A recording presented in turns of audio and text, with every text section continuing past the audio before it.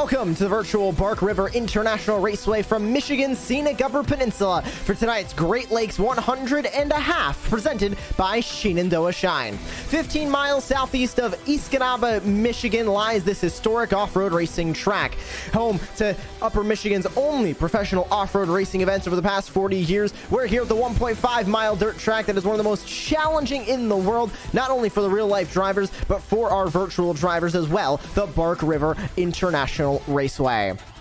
My name is Joshua Lee, and I'm happy to be joined alongside tonight by Ian Fisher. We'll bring you all the coverage of all 100 minutes of tonight's event in the Yes2 Motorsport Virtual Off-Road Team Enduro Cross, otherwise known as Vortex. And for the first round and a half, Ian, of course, some race control issues and some issues with setting up the session when it came to the race that happened on April 21st a couple of weeks ago. So we're here again, same thing, same track, and all just going over once again to give everybody in the field a fair shot to not only get in the race, but to participate as well. Yeah, running it back for, I would guess we could say, maybe Great Lakes 100 Part 2 Electric Boogaloo here. And like you said, we're at the Bark River Raceway, and it's going to be fun for some of these drivers who've been here before. They kind of have a little bit of experience under our belt, but like you said, the whole point of Yes2 Motorsports is to get everybody involved and having fun, and so that's why we're back here again, Josh.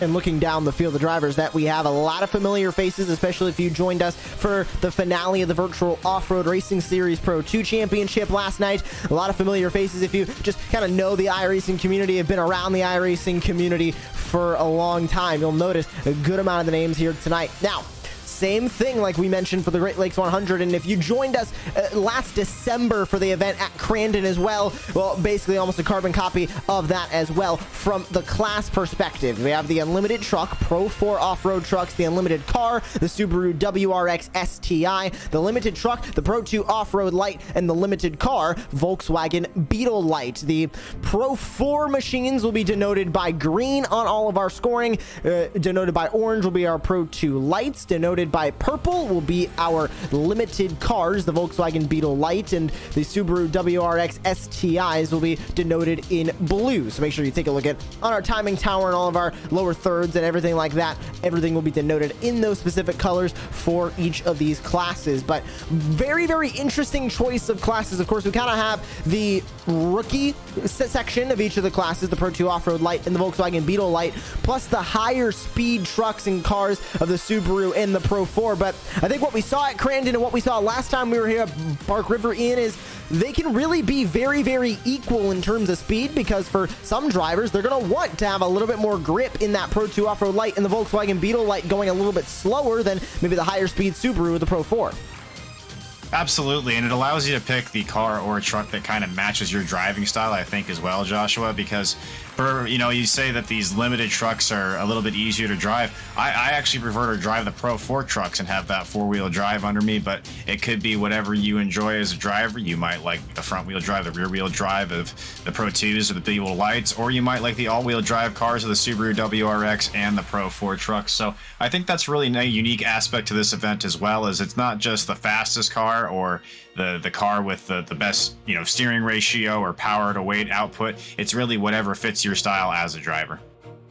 And we're already gearing up to get started with tonight's event, and we have 18 teams who are registered and getting ready to go. And we'll grab a look at our race analysis as everybody finishes up this open qualifying session. 100 minutes. It'll be an hour and 40 minutes out here on the track, and team racing. Now, everybody has to have a minimum of 2 drivers, and for a handful of these teams, and almost all of these teams, they will have 2 drivers that will split the race in half. They must do at least 1 driver change for each driver. So if you have 2 drivers, you have to make 1 driver change. If you have 3, you got to make 2 driver changes.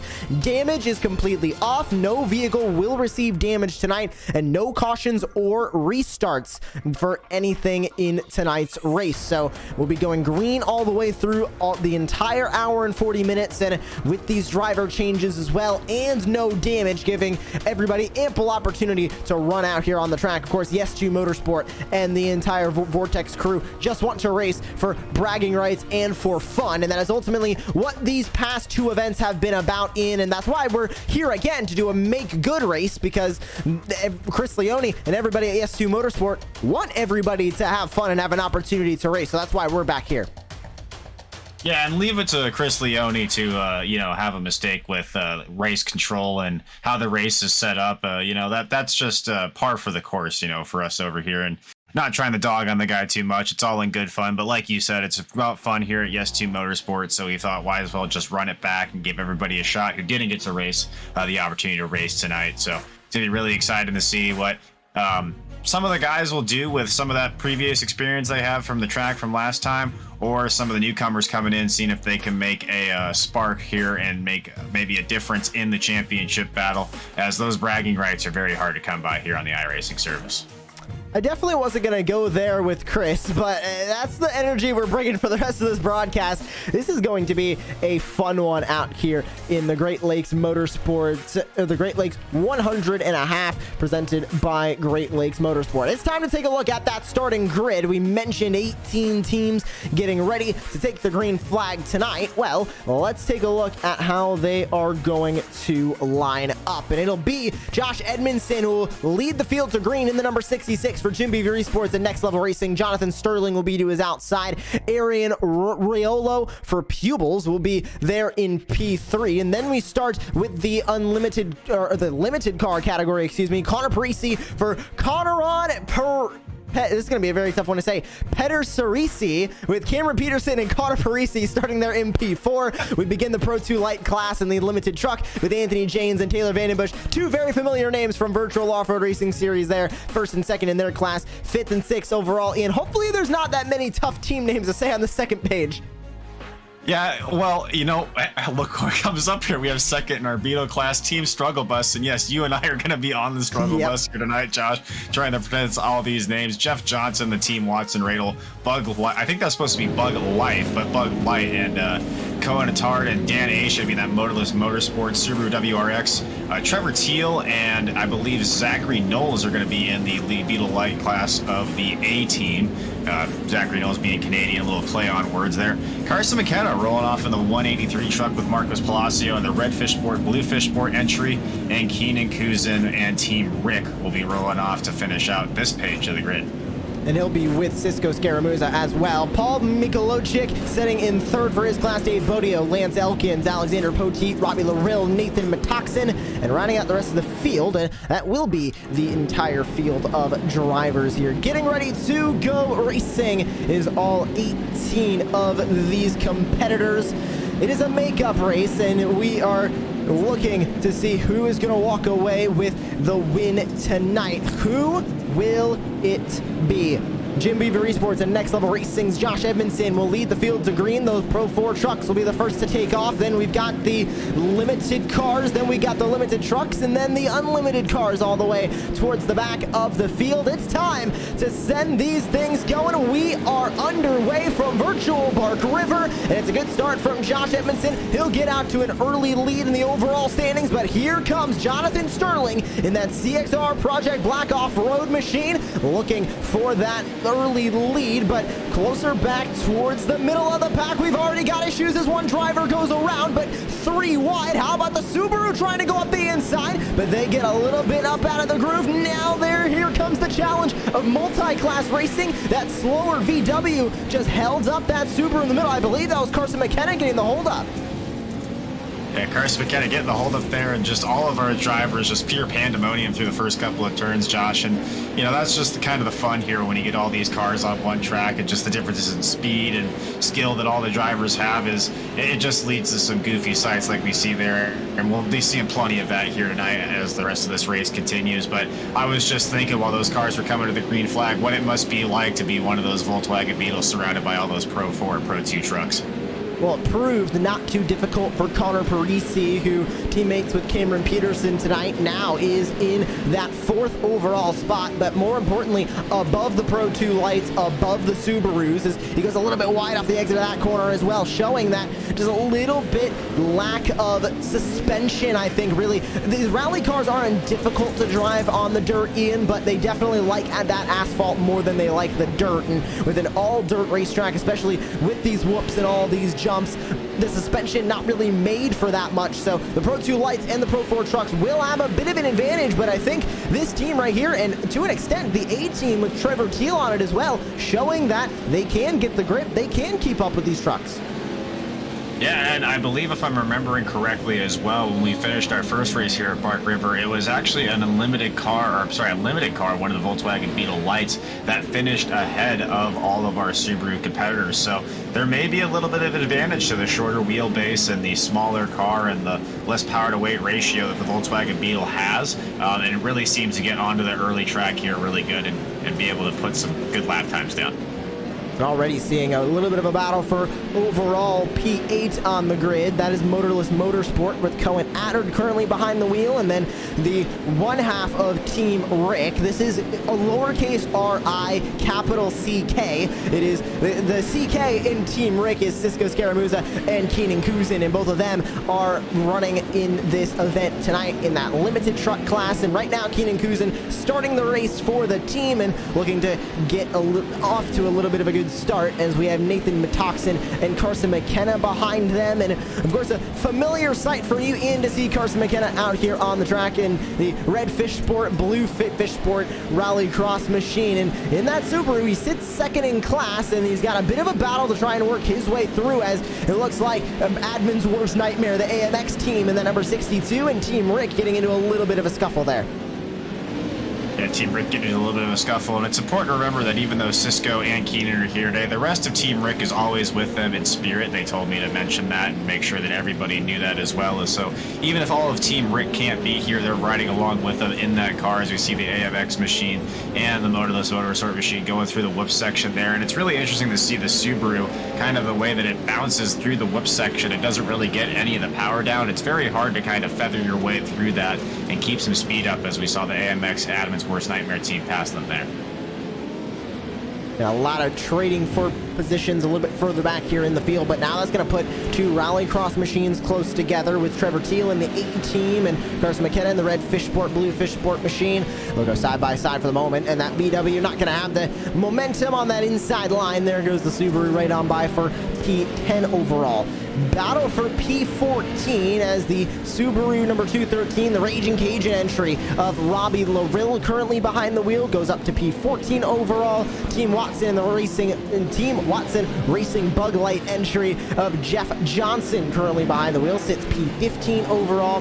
AMX iRacing Blue with Lance Elkins now trying to pick up a little bit of the pieces in that limited truck entry. Started back here in P16 and hasn't been able to go too far forward. Looking to just do a little bit better out there on the track currently, but everybody's starting to spread their way out here at Virtual Bark River. And we'll have a rotating door of drivers that are competing and not competing here tonight. And AMX iRacing white and red with Vandenbush and Janes in a little bit of a battle here for P5 overall. And we'll start bringing those drivers in here soon, but this battle for first is rather interesting, because this is a battle for first place in this class here, mind you. Vandenbush and Janes both in the exact same class, battling for P5 overall.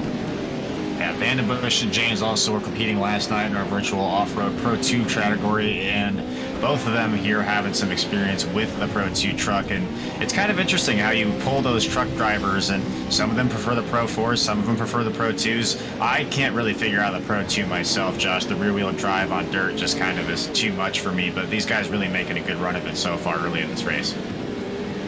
And of course, still a lot of time left. We still have an hour and 40 minutes in this race. We have an hour and 34 left to go. Nobody yet a lap down. Nobody yet taking a trip to pit road, as damage is off. So everybody just kind of shaking it off and keep going, as Nathan Metoxen gets almost onto the lid in his Pro 4, and he's going to get up on two wheels yet again as he goes battling with his teammate in the AMX iRacing Red entry, Anthony James, AMX iRacing White, Avonsworth Nightmare AMX, and AMX iRacing Red, all running 5, 6, and 7 on the overall leaderboard right now. Vandenbush, Metaxen, and James, those names very familiar to us, Ian, as a commentator and admin on the virtual off-road racing series, so we both recognize those names. But for anybody at home who might not have tuned in to the virtual off-road racing series needs to know that these drivers are quick when it comes to these off-road trucks, and two of them might be in Pro 2 lights, but I don't think it's going to slow them down at all. No, absolutely not. And the way that these track conditions are going to change throughout the night, it's going to be pretty much anybody's race, especially if our winner from the Pro 4 category, Keaton Swain, and Crystal King of the Factory Sinsport entry not make it in here tonight. Someone else is going to win for the first time in the Pro 4 category, and you got to imagine a lot of these drivers, especially Josh Evans, who we see leading the category right now, are excited to make their mark and get that first W under their belt tonight, Josh.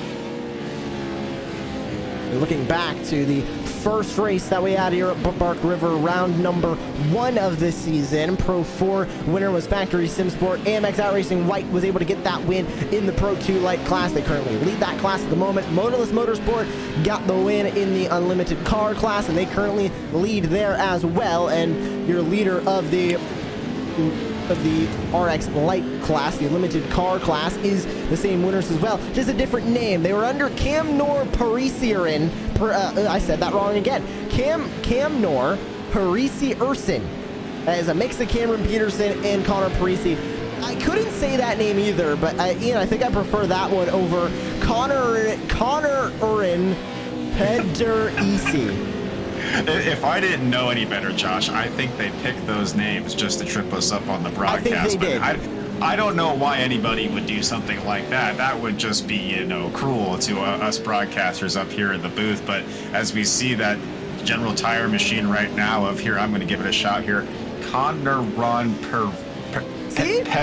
Federici, yeah, that's really fun. I enjoy that everybody's having a good time with the team names and everything like that, as well as the racing, Josh. It's just really fun to see, and that's kind of what these Yes2 Motorsports event are all about. Is the racing really is there, and everybody races respectfully and seriously as they can and stuff like that. But it's all about having a good time at the end of the day, and I'm sure you and I are already having a good time up here in the booth. And I definitely think Connor Parisi and Cameron Peterson, of course, friends of the broadcast here at Racecraft TV, so they wouldn't do it with malicious intent, but I do think that we're going to become a ringtone somewhere trying to say their team name, or at least maybe a Discord meme trying to say their name as well. But an hour and a half still left on the clock as we see that General Tire machine get up and out of the groove, and Nathan Metaxen gets way up and out of the groove there, and there's a little bit of contact, a big touch between these two drivers in the Lucas Oil Off-Road Racing Series Pro 4 entry of the number 62 of Nathan Metaxen, and then Connor Parisi in that Volkswagen Beetle Light, the newest addition to the Rallycross arsenal on the iRacing service. Of course, a little bit lower horsepower than the higher speed RX supercars, but still a very difficult car to drive in the grand scheme of things, Ian. And since it was added in, kind of added more to that rookie ladder when it comes to Rallycross and when it comes to the dirt road license. You really have a ladder to climb. You have to go through the iRacing Rallycross Beetle Lights, then you got to go into the supercars. Over on the off-road side, you start in the Pro 2 lights and you work your way up into Pro 4s and then back to the Pro 2s in a higher speed fashion. But just interesting to see is we have Jonathan Sterling off the track, wondering what happened to that number 75 machine, but good to see just kind of the rookie ladder changing for dirt road license, and with an upcoming World Championship as well, really strengthening the dirt road community on iRacing. Yeah, and I think that mirrors the real-life off-road community as well, because you're going to have your RX2 class and your RX1 class in WRC competition, and the same thing when you go over into the off-road world is you have these different classes that usually actually race together. So it's nice to see that the same thing happens here on the iRacing service, and you're able to work yourself up the ladder, like you said there, and not just get stuck and pigeonholed in one car, because as you know, that can get a little bit boring when you're racing the same car over and over and over again. So variety is the spice of life, and variety is the spice of off-road racing here on the iRacing surface as well. Handful of drivers going into the pit lane. Looks like maybe a handful of driver changes as well. That Jim Beaver Esports Vision Wheel entry that was Dave Bodio to begin this race now has Chris Leone behind the wheel. It looks like Danny Aish is getting behind the wheel for the first time tonight. Alexander Poteet is hopping in to his entry at Team Watson Racing Tiny Truck. And it doesn't look like anybody else making a driver swap or going into the pit lane just yet. We'll see who is going to dive into the pit lane and when and if those driver swaps will occur. We did, for the race back in December at Crandon, we did a bit of a ranking list of the best paint schemes and the best names of teams. I think this Volkswagen Beetle Light might go down as one of the best paints in iRacing history, and I am very biased, but I mean, look at it. It looks like, albeit it's a Volkswagen Beetle, but I commend them on trying to make it look as much like a bus as possible. They nailed the yellow. They did a really good job on the yellow and the stop sign out there and everything like that. And then the struggle bus just looking like your local school on the side there as well. And Kenneth Bueno loved that car as well, Josh. So I think they're really just trying to make a friend of all the broadcasters and stand out a little bit. But that is what this race is for, is kind of show off some of your creativity and show off some of your goofy team names and goofy paint schemes that you might not be able to show off in the normal competition, because you got to take that a little bit more seriously. So it's good to see the struggle bus out here, and you know, they call themselves the struggle bus, but I don't really see a struggle so far. They seem to be flying around this 1.5 mile Park River track. As a fan of the higher education monster truck as well, which for anybody who doesn't know, that is a school bus monster truck. I very, very love random things getting turned into school buses, and the struggle bus machine is definitely that tonight in that VW Beetle. Josh Edmonds, it still leads in that Jim Beaver Esports Next Level Racing entry, but of course we know that driver swaps still need to happen for a majority of the drivers in this field. And of course Edmondson only the first to get in that car tonight, and there is a minimum amount of a minimum amount of driver changes they must have, which is 1 for each of these teams that have 2. Jim Beaver Esports Vision Wheel and Motorless Motorsport both have made their driver swaps. They are the only teams to do so as of right now.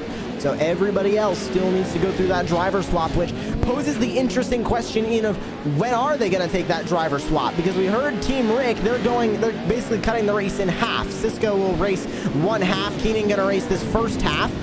Is that a good strategy to use, or just every time you have to come down pit road for fuel, because these things do need to be refueled at one point, you just do a driver swap since you already got to fill it up with fuel anyway? It's kind of a good question, because especially with the rallycross cars, they have like a rallycross size fuel tank in them. It's not like one of these larger fuel tanks that the Pro 4 Pro 2 trucks have that are used to running maybe a little bit longer of a feature. So you're going to see a lot more pit stops out of our Beetle Lights and our Subaru cars.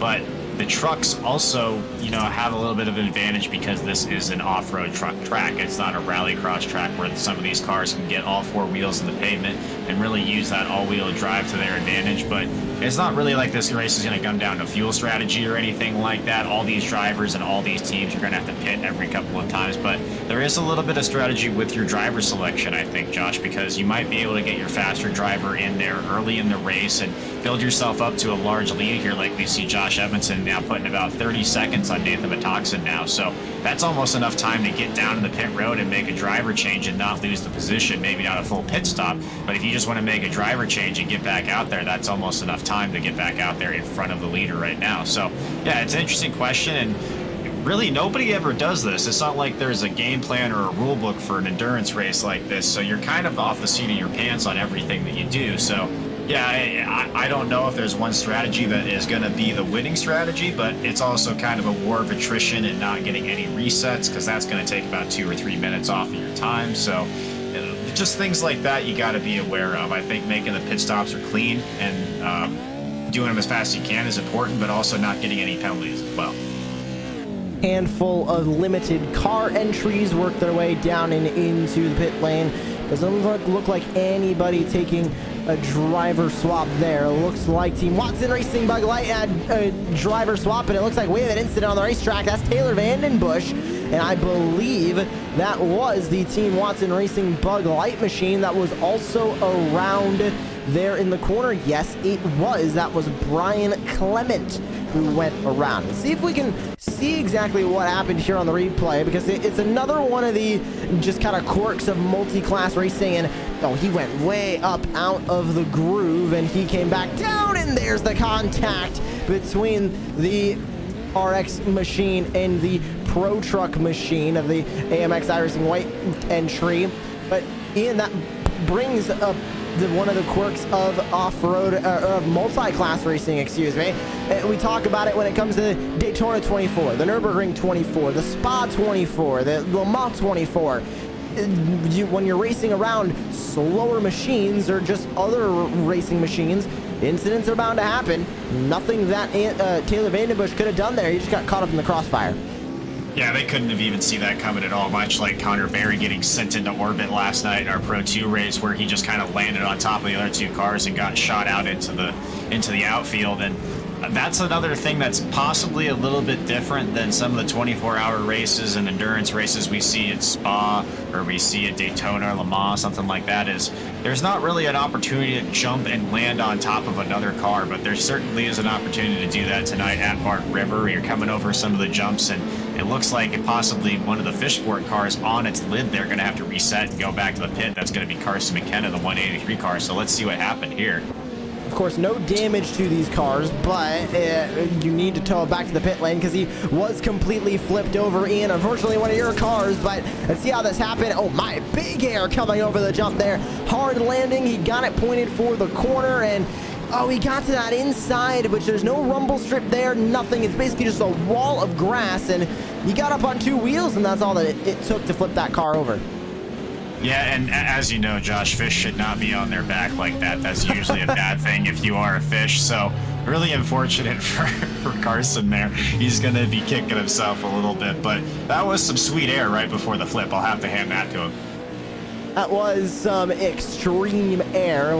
We might have to have a long jump contest as well. See who jumps the farthest off of that jump, because the Pro Trucks can get a good run up to it, but I don't think they've got exactly the power to weight ratio of those RX cars. And those RX cars are much lighter than the Pro Trucks as well. They can really, really float through the air, especially on that jump.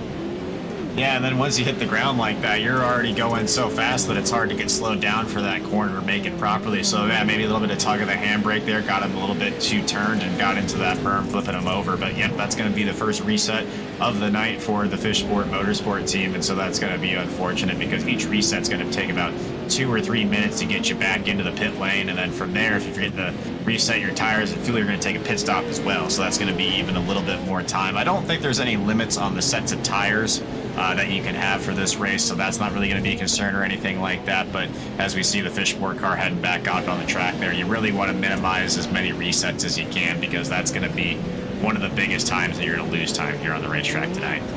And now Marcus Palacio inside of that machine, so they get their driver swap out of the way. Same thing for the Subaru that is currently in the pits, and that is Eric Whitner for the Pushin' Pierogies entry in the 177. He's not with us in the booth tonight, but he was with us last night for Virtual Off-Road Racing Series. Shout out to Evan Pasoko if he is watching tonight or when he tunes into this one.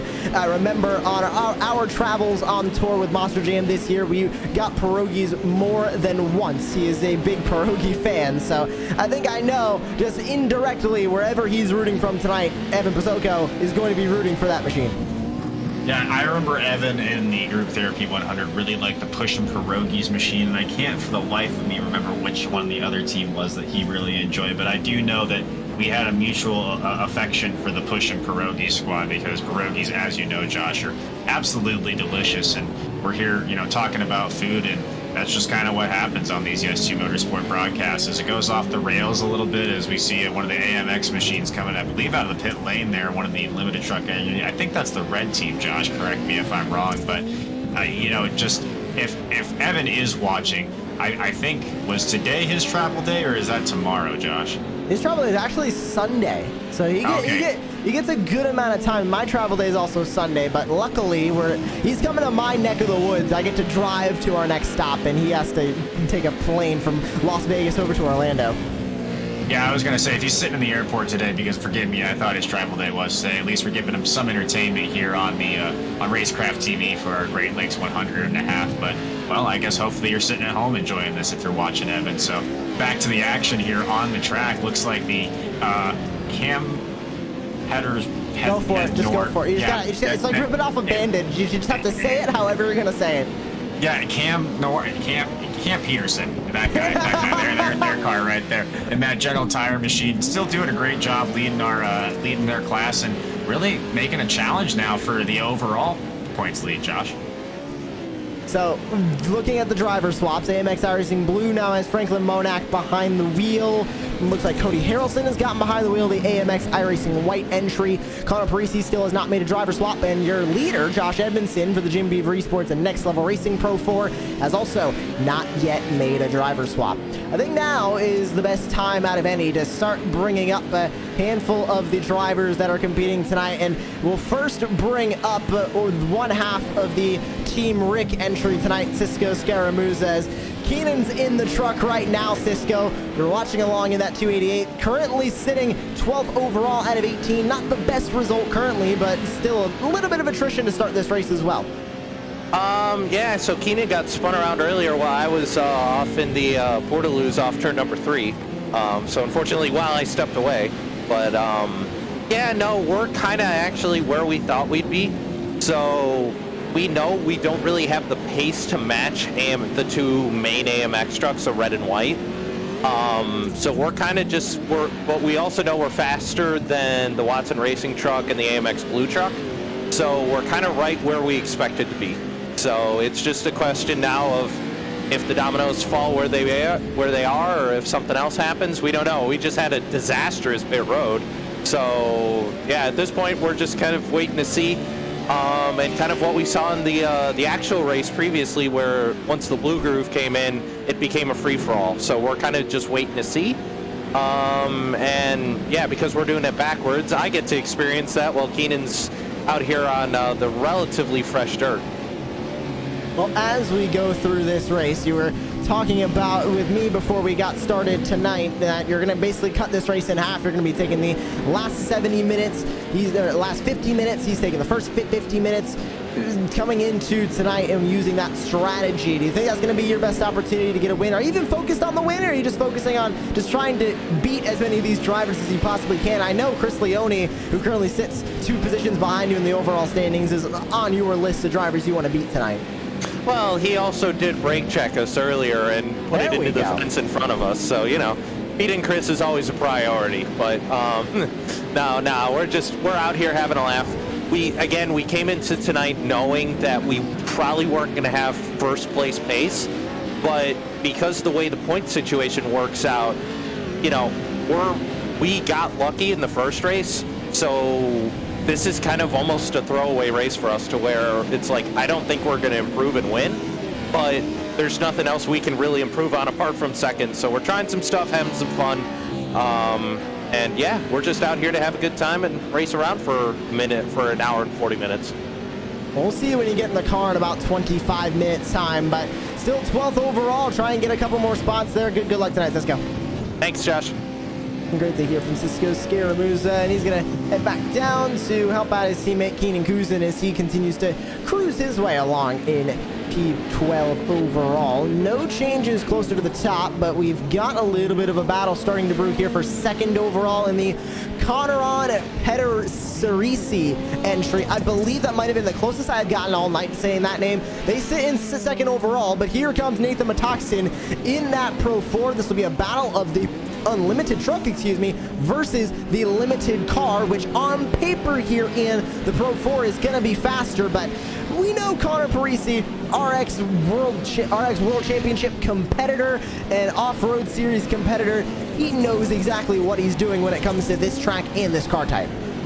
Yeah, he knows a thing or two about getting around this Bark River track, so that's going to be a challenge for Nathan Matoxin to catch up to him. But once he gets there, it's going to be pretty easy to push him out of the way if that's what he decides to do. Maybe give him a little bit of the Nathan Matoxicity, if you will, and I'll see myself out of there after this pun, Josh. But really just going to be up to these guys to try to chase down everybody they can, but that is for position, so that is going to be for second overall. So I know Metaxa is going to be doing everything he can to get to Parise's bumper there, as we see a bump to Marcos Palacio in the Fishport car. And knowing Marcos the way I do, he doesn't take kindly to the doors there, so we'll see if we can get something back from him there. But I think Parise is going to give him the bump and then run away and get away from Metaxa, as we see Palacio spinning in the background there. So maybe not much more coming from that, but you're going to be seeing a lot of that all night long, because if you're out in front of this pack, you want to get as much space between you and the next car as possible, and that might involve pushing a lap car out of the way, or, as we say in US2 Motorsport all the time, it might be time for lap car to go middle, Josh.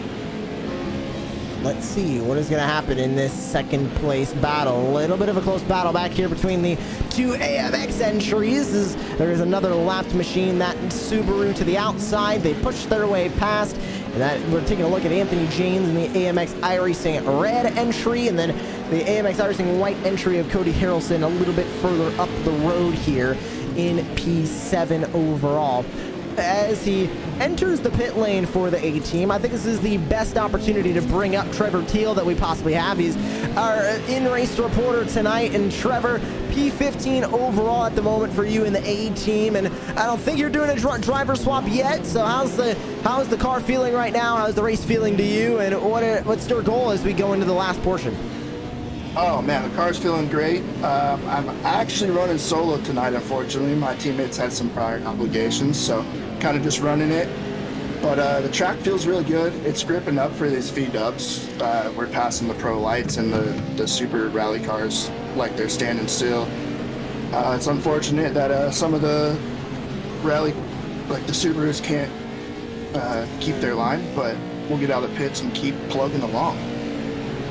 I think that's all you can really hope for, right? Just to keep on keeping on in this race. Now, in this VW Beetle Light, there's only 4 of you on the track, and you sit 4th in the class. I don't want to dog on you at all, but you've got some work to do. How do you plan on doing that? And now you're a couple of laps down as well. Can you get those laps back in 1 hour and 12? Can you try and contend for a class win? No caution, so you got to do this on the green.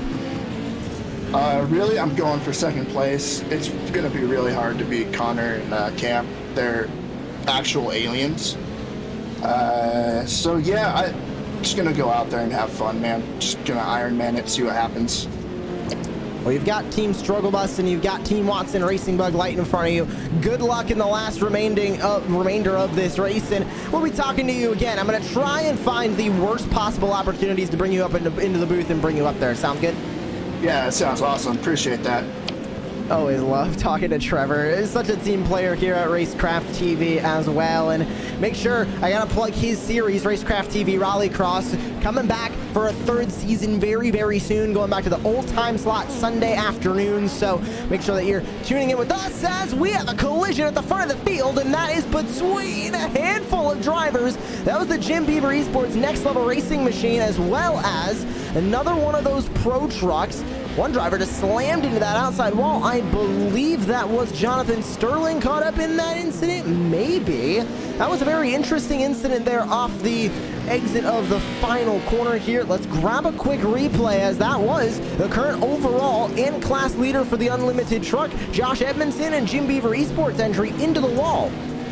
Yeah, it looks like he got together with a Motorless Motorsport entry there with Kona Tard and Danny Aish, and once you get into that fence, it's so hard to get off of it. And I think what you saw a little bit here was maybe, oh no, that was just trying to get out of the way. I thought that was maybe a little bit of a clever bump there by that 3rd driver there to kind of keep Josh out of the fray a little bit, but also some instant karma there, as you're right, Josh. It looks like he took into the cement wall right after he did that. Jonathan Sterling hits the pit road in the CXR Project Black off-road entry in the number 75. Team Struggle Bus still sits edge of the top 5 as Arahan Riolo in the Pubels machine sits in 3rd overall, 2nd in that Unlimited truck class, and 1 lap down from Josh Edmondson as well. If we take a look at the class gaps to everybody, you get a little bit of an idea of how spread out this field currently is. And I show the overall gaps, I show that one as well. Only 2 drivers left on the overall lead lap, and that is Josh Edmondson and Connor Parisi for the Jim Beaver Esports Next Level Racing, and Conneron Pedersarisi entries for in first and second. Everybody else is at least 1, 2, 3, or in the case of Alexander Poteet and Team Watson Racing Tiny Truck, unfortunately issues for them, they are 7 laps down currently on the board. Team Struggle Bus exits the pit lane back onto the racetrack. They go as the AMX iRacing white and red entries. Look at that, in the right back next to each other, battling in those Pro 2 lights. Yeah, just kind of forming a teammate battery here as we see. I think that's Cam Peterson shooting around the outside of one of the AMX trucks. And yeah, good to have your teammates around you, especially in the hostile battlefield we find ourselves here on the Bark River Speedway and the 1.5 miles of treacherous racing that you got to get through. And we're going to see a lot more of all of this like later on tonight, and just all these drivers trying to avoid calamity anywhere you can. But that's part of the fun of these long endurance races, is just you see some goofy things happening. And you know, that's why we love Chris Leone for putting events like this on. And I know Chris is getting a lot of dunks on him tonight so far, Josh, but he's going to be able to come up into the booth and defend himself here in a little bit. So don't feel too bad for Chris Leone if you're watching at home. We all love him and we all appreciate everything he does for us here. We just like to give him a hard time as well. And this was the entry that he was driving. Matt Kalish now back behind the wheel, the Jim Beaver Esports Vision wheel machine. I've been waiting for Chris Leone to get into the transfer room or into the waiting room so we could bring him up into the booth here on Racecraft TV. He has not dropped in yet. I'm keeping an eagle eye on it because, of course, Chris Leone, basically the ringleader of the off-road license class when it comes to iRacing, and of course the leader of the new World Championship for the off-road series. He's been the ringleader of the Nitro Circus machines and the iRacing Rallycross World Championship, the iRacing Rallycross All-Star Series that we saw through the COVID months as well. So Chris Leone, amazing person, and putting on all of these events and all the events that he does at iRacing as well. We love putting on the Yes2 Motorsports machines, entries. We love to broadcast all of those Yes2 Motorsport events, and we'll get to talking with Chris Leone eventually. And I think, Ian, we need to at least pry something out of him for the World Championship. I know there's a lot of unknowns about the upcoming World Championship, and we know he's not at liberty to say a lot of them, but I think we need to try and pry at least something out of him. Yeah, Chris is good for at least one nugget or two, and he knows what he can and can't say and everything like that, but I think he'd be happy to give us a little bit of a hint. And you were referring earlier to the Nitro Circus League that he used to do.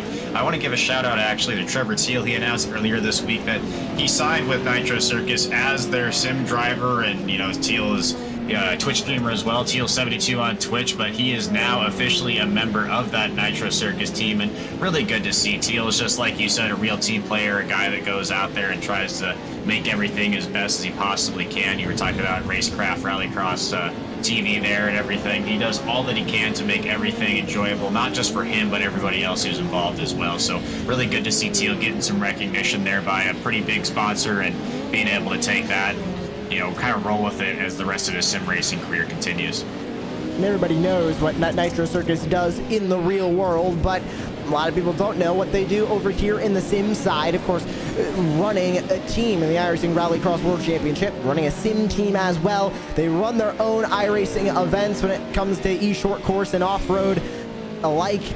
So amazing things happening on the sim side as well for Nitro Circus, and of course everybody knows what they are famous for in the real world as well. Edge of the top 5 still for Team Struggle Bus and Brian Sawyer, who was just in a battle with AMX iRacing White and Cody Harrelson, but lost a bit of time to that VW Beetle school bus in front of him now, P5 overall. Handful of drivers working their way back down into the pit lane and just kind of swapping positions all over the place. And Logan Miller goes way to the outside. That's going to open it up for Keenan Kuzin, and he is going to send Logan Miller in the admin's worst nightmare AMX entry. He sent him flipping, I believe, twice, but he was able to get it back on all 4 tires and keep going for 10th overall. Let's see that wow moment here. Keenan Kuzin makes a little bit of contact, and it was just at the right angle, and it was only 1 flip, though. Yeah, only 1 flip. That's going to be, I'm going to give that a 4. You know, I don't want to be tough here, but you really got to get at least 2 or 3 flips for me to get into the 9-10 rating on the flips, and that was just a singular flip. And I do know that Keenan Kuzin, a big wrestling fan, that was a little bit of maybe a metaphorical people's elbow there, Josh, to one of those AMX machines. I give it a solid 4.75 on that flip. It was only 1, but he at least landed on the wheels, and something that he could say coming out of that save. And we do have a driver swap up towards the front. Blake Reynolds is going to hop into the Jim Beaver Esports Next Level Racing entry. So now behind the wheel of that number 66 in the scoring, 58 in the sim, Blake Reynolds gets underway in that entry. So Josh Edmondson got started in that machine, and now Blake Reynolds is going to overtake it and get to racing behind the wheel of that Pro 4 truck. Of course, a competitor for Jim Beaver Esports in the eNASCAR Coca-Cola iRacing Series. And this is very, very different from the NASCAR Next Gen Ford Mustang that he's used to driving every other Tuesday.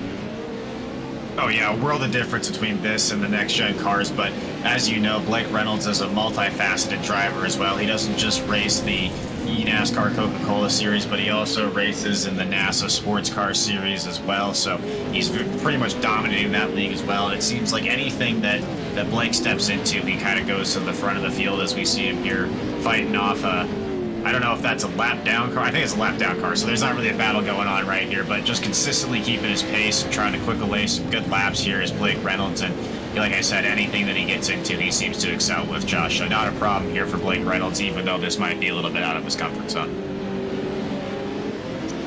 Still no change of driver for the second place entry at the moment. Connor Parisi still behind the wheel of their VW Beetle Light. We heard Trevor Teal talk about this track starting to grip up for these Beetles, and you can tell what he's talking about. You can see that groove starting to develop over most of the corners on this track here at Virtual Bark River, with these cars and trucks bouncing up and down. They're laying down that rubber. You can see the grooves starting to develop. That's going to change how not only the pro trucks race here, but how these rally cars race here because these rally cars can get in that groove, and it looks like they can gain just a little bit of grip with it laying down more rubber, as opposed to it really being the opposite for these pro trucks. Yeah, and once you wear down that dirt more and more, you kind of start to get closer to somewhat of an asphalt surface. It's still a dirt surface, but it's a very hard, very packed-in dirt surface. So it gets to be a little bit closer to asphalt, and that's where you'll start to see some of these rallycross cars shine, is when this dirt gets really worn into that, what we call the blue groove, and just able to get in there. But that's also going to lead to these cars getting a lot tighter, Josh, because everybody's going to try to stay into that groove as much as they can. So it's going to be even less room on the racetrack for these cars to navigate in, and we might see some more carnage develop because of that. Let's do a quick run through of the entire field currently as they stand. 18 drivers took the green flag. We have 16 on the track currently. 2 entries, unfortunately, off and away into the pit lane. But in the lead, it is the Jim Beaver Esports Next Level Racing entry of Blake Reynolds and Josh Edmondson. Blake Reynolds in the truck right now, and he currently is keeping that lead that Edmondson was able to gain for that team.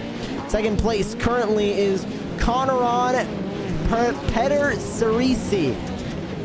Mix of Cameron Peterson and Connor Parisi, the two drivers that are in that machine. They sit second overall in the leaders of the limited car category in the VW Beetle Light. Jonathan Sterling sits in third overall. He is second place in the Pro 4 truck entry, and he has not yet swapped with his teammates, and that entry of CXR Project Black Off-Road still sits in third overall. How about the Pupils machine of Heron Riolo? They have not made a driver swap either. They still sit fourth overall. Fifth place, Cody Harrelson in the AMX iRacing White entry. He is sharing that seat with Taylor Vandenbush tonight. They have made one driver swap so far in this event. Teammates to AMX iRacing White is AMX iRacing Red, Anthony Janes and Austin Janes sharing the keys there. Austin Janes currently in the truck at the moment.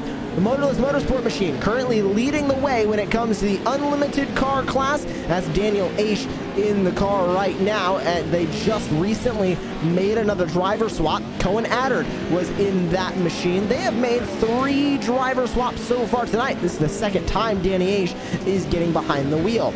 Keenan Kuzin and Cisco Scaramuza for Team Rick, lowercase R-I, capital C-K, currently sit in 8th overall, and they sit with no driver swaps yet as well. As we look a little bit further down the order, 8th currently overall is Team Struggle Bus, sitting Brian Sawyer behind the wheel of that machine currently. A little bit further down, it'll be Team Watson Racing Bug Light in the Greg Johnson machine. Greg Johnson, Bryant Clement, and Jeff Johnson sharing the keys there. They have made one driver swap each for those drivers, so 2 total. Robbie Larill currently sits just a little bit outside the top 10 in P11 in the Raging Cajun machine. He has not made a driver swap yet. Logan Miller, Nathan Matoxin sharing the Admin's Worst Nightmare entry in 12th. Trevor Teal racing solo for the A team, sits 13th. Red Fish Sport, Blue Fish Sport machine in 14th. They're back on the racetrack. Carson McKenna and Marcus Palacio behind the wheel. Marcus Palacio currently behind the wheel. Franklin Monak with Lance Elkins in P15 for AMX iRacing Blue. Jim Beaver Sports Vision Wheel, Matt Kalish and Chris Leone. They sit 16th overall. The Push and Pierogies entry is back on the racetrack. Paul Mikologic and Eric Whitener on the track for that machine. Unfortunately, off the racetrack is Alexander Poteet in the number 39 for Team Watson Racing Tiny Truck. They have not made a driver swap yet tonight either. Time to talk with the ringleader, so to speak, of Yes2 Motorsport and this event tonight. Chris Leone joining us in the booth. Chris, always a pleasure to have you on Racecraft TV. And tonight, back for yet another round number 1, doing it all over again here at Bark River. Isn't it fun that everybody else got a free race session out of me screwing up the last one? But, you know, it's actually been kind of cool to see this one. I think we had about half the field back, so shame on you who didn't come back. I'm kidding. It's actually interesting to see how this is raced a little differently with, I think, about 17, 18 entries on track this time around. So, yeah, a lot of fun.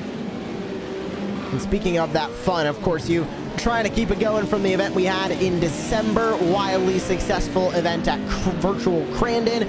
You did have a successful event, all things considered, for the first round of this campaign back a couple of weeks ago, and that Great Lakes Motorsports 100 and Great Lakes 100 and a half here at Virtual Bark River, going well as here too. But 2 events later on in the season, August 25th, December 29th, Sierra Nevada 100 at Wild West, and another Group Therapy 100 at Crandon.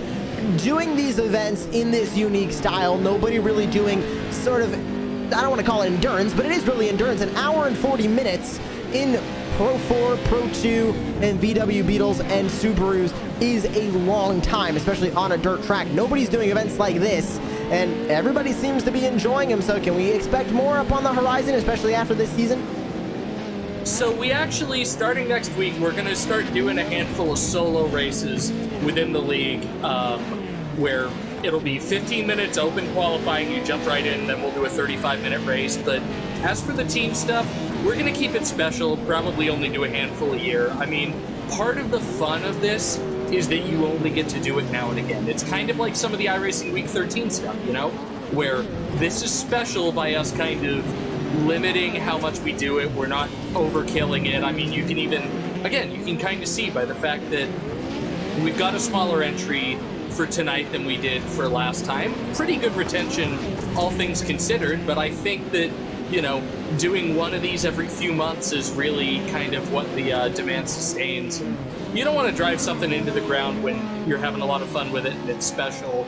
We'll do a bunch of other stuff, and, you know, certainly we're very committed to doing some crazy things with off-road. But yeah, this is we kind of want to keep these special, so we're not gonna kill them by doing too many of them. We're gonna do enough to make sure that the demand is high, the entry list is strong, and people are still having fun. At the end of the day, that fun really seems to be what keeps you going and keeping up these events, and what keeps the drivers coming on back. So looking forward to the future. Of course, more solo races coming up, and are those going to be endurance races as well? Maybe not a total of 100 minutes, but, you know, the typical short course event being around 10 to 15 laps for a feature race. I know we're bound to see more than that. Yeah, these will be 35 minutes. You know, that's long enough that everybody's going to get a similar amount of drive time that they probably are in this race. You know, if you're splitting 3 ways, you're probably, you know, averaging about 33. If you're splitting 2 ways, you're averaging a little bit under an hour. 45, 50 minutes. So the thought process is, let's make sure everybody's kind of getting that extra drive time. But people have really liked the multi-class stuff. It is something different. It's something you don't normally see. And the other thing with the solo stuff that we're going to play with is we'll play with using the actual Pro 2 rather than the Pro 2 Lite, to see how that matches up on speed. And we'll use all 3 supercars just so people have more of an idea of, or there's a little bit more visual variance. There's a little bit more going on that way. So, yeah, we've stumbled on something that's really cool here, but yeah, at that point, the next thing that you need to figure out is, okay, how do we make sure this stays cool? How do we experiment and evolve and make it better while still being fully aware of our limitations? I mean, after all, we've got 5 track layouts to work with, and you don't want to do too much there.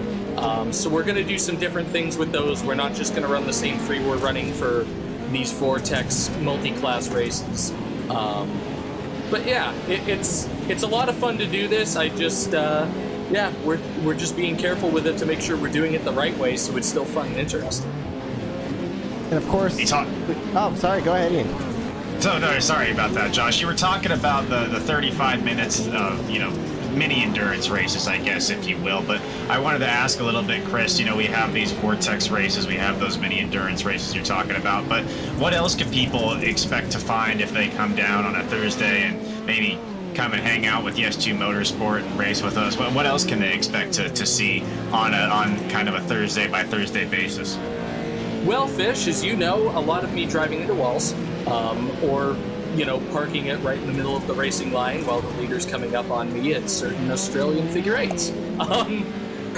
But in all honesty, right now we're in the middle of our second tiny truck season, which is Pro 2 lights on the tiniest ovals and road courses that iRacing has to offer. We're going to be visiting the Porsche Experience Center in Hockenheim. It's a racing series that's basically designed to be the Chris Farley fat guy in a little coat bit from, what is that? That's Tommy Boy, right? That is Tommy Boy, you're correct, sir, yes. I am very bad with movies. Except for the other guys, which I saw in theaters 3 times for some reason. But I am a peacock, you gotta let me fly.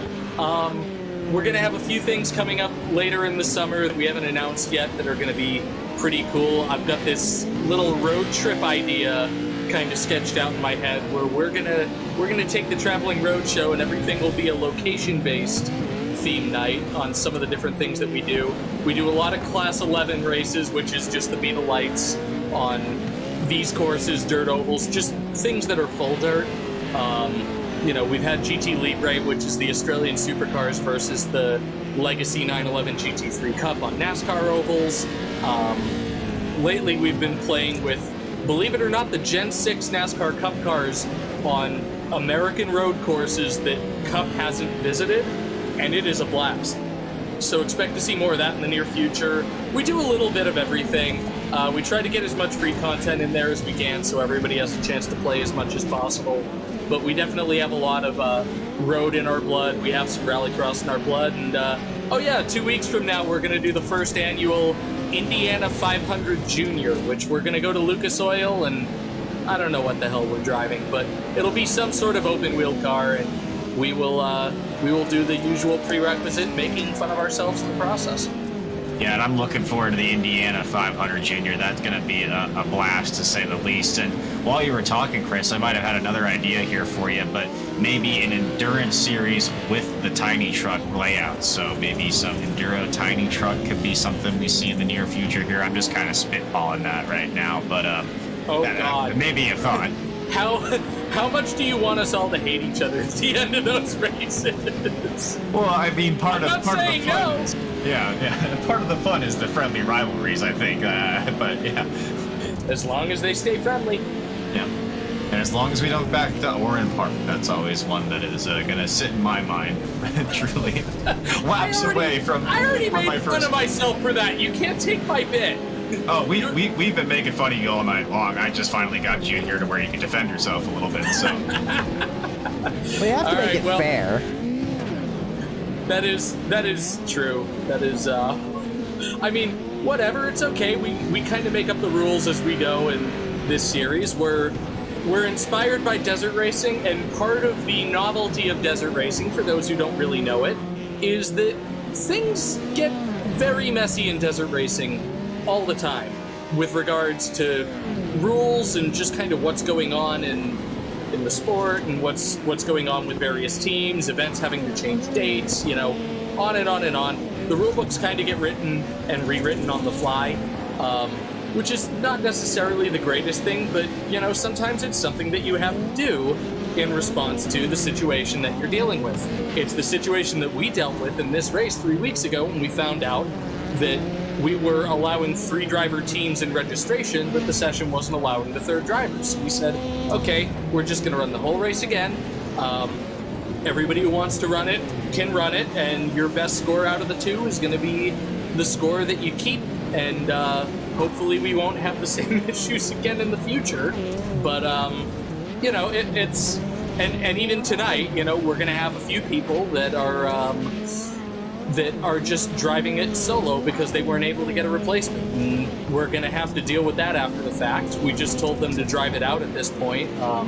The session wasn't changed to allow that, so I'm just going to have to go back through the records and kind of make the determination on that. But, we're doing performance art a little bit. And the performance art is that off-road racing, especially desert racing, can be kind of messy sometimes. But that doesn't make it any less fun. It just makes it more of a handful for the officials. So, but in the end, we're here to have fun.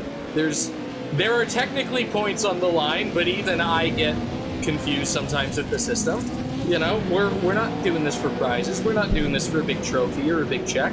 We're doing this because it's fun and because we want to keep the fun in it.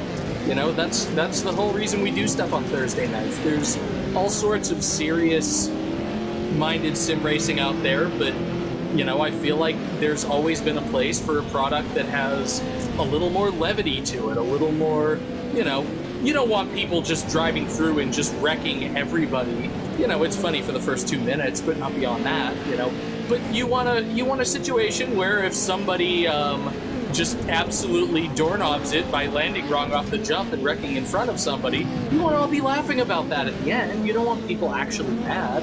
You just want to have fun. That's what we're here for. You'd have a doorknob counter, I think. That was only our first of the night, but I'm surprised we haven't had more. Doorknob? Yeah. You guys have been riffing on me all night, and you didn't use doorknob once. I tried to get it when Cisco was in here, but I couldn't fit it in actually in the conversation. I didn't want to force the doorknob. Oh. That is a dog water excuse, Fish. We've only got one more D word that we got to work in. You know what it is, so that's going to be your problem. We try to keep these podcasts somewhat PG, though. So I don't know. Come on, that's just find somebody getting their bell rung. It'll be fine. Oh, there you go. That's a good idea. That's a good way to work it in there. Chris, if you want us to go non-PG, you know who you need to contact because we need to stay within the iRacing broadcaster guidelines. you know who to contact to change those broadcaster guidelines is all I'm saying. And Chris, of course, I'll call him tomorrow. Feel free and CC me on whatever email you send as well. Because I just want to be a fly on the wall whenever that discussion happens. But speaking, of course, of what's coming up, not only S2 Motorsport, but also just sort of all around the iRacing service. First ever eShort Course World Championship coming up, the iRacing Off-Road World Championship Series. I know it's got to be exciting for you. You've really been wanting an off-road world championship, and we're finally getting one to coincide with Rallycross as well after last year's successful iRacing Rallycross World Championship powered by Yokohama season. Just what's the excitement for you? I know you've got a lot of work pouring into this, but I know you got to be feeling those butterflies and that excitement with a brand new world championship on the way. Oh, I'm getting amped for that. Yeah, I'm really excited for that series when that kicks off. It'll be, I think it's about 40 days, so I got 40 days and 40 nights to dot my T's and cross my I's, and yes, I know what I said. But that's going to be a really exciting series. It's something that we haven't tried with the Pro 4s in this specific execution. Obviously, the Jim Beaver Esports eShort Course events have, been run at a very high level. They've been on television. There's a big, talented list of drivers, both top sim racers and top real-world pros who have done that. But it's a little different, you know. There's some races are for show and some races are for dough, just like any sporting event. Those are kind of for show because the celebrities and the top sim racers all mix in together. This will be different, where we IRX style mix up the all-stars in one section, so there will be all-stars, and you know, the sim racers will be going head-to-head for their share of 25K in the second portion of those broadcasts. So we'll hit all these different tracks. You know, it should be a really talented lineup of drivers. I'm sure a lot of them are either competing tonight or ran in Great Lakes. So definitely a cool place to see them out of their element when we do these. You know, but it's going to be a fun series. I'm excited to see how it plays out. Obviously, it's nice that the Pro 4s can handle jumps and can handle certain types of contact better than the rallycross car, because they're built to do that better than the rallycross car. You know, they're built to make mid-air contact in a way that, you know, those supercars really aren't. So we're going to be able to do a little more beating and banging. We're going to be able to do a little more, you know, just a little more slugging it out sometimes without people's races, you know, getting compromised all that quickly. So I'm excited to see how that plays out. These guys, for the most part, have not raced for that kind of money before, so the money changes everything, right? So I think we're going to see different racing than we've seen in some of these other things, but either way, it's going to be a lot of fun. Really interested to see how that season ends up playing out, who ends up on top. There are going to be a lot of great drivers from a bunch of different teams that are taking part in it, so yeah, it's going to be really cool.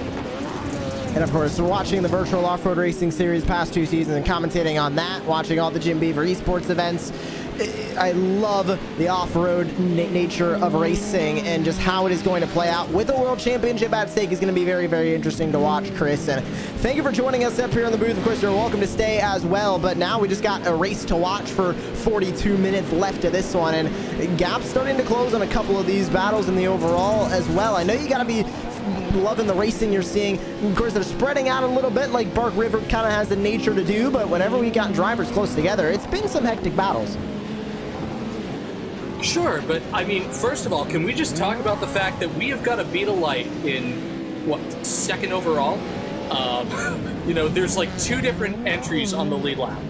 Second overall, and I do have to point out, they're only 8/10 back on the fastest lap from Blake Reynolds and Josh Edmondson at the front of this field. And last time by, they were faster than that leading Pro 4 entry.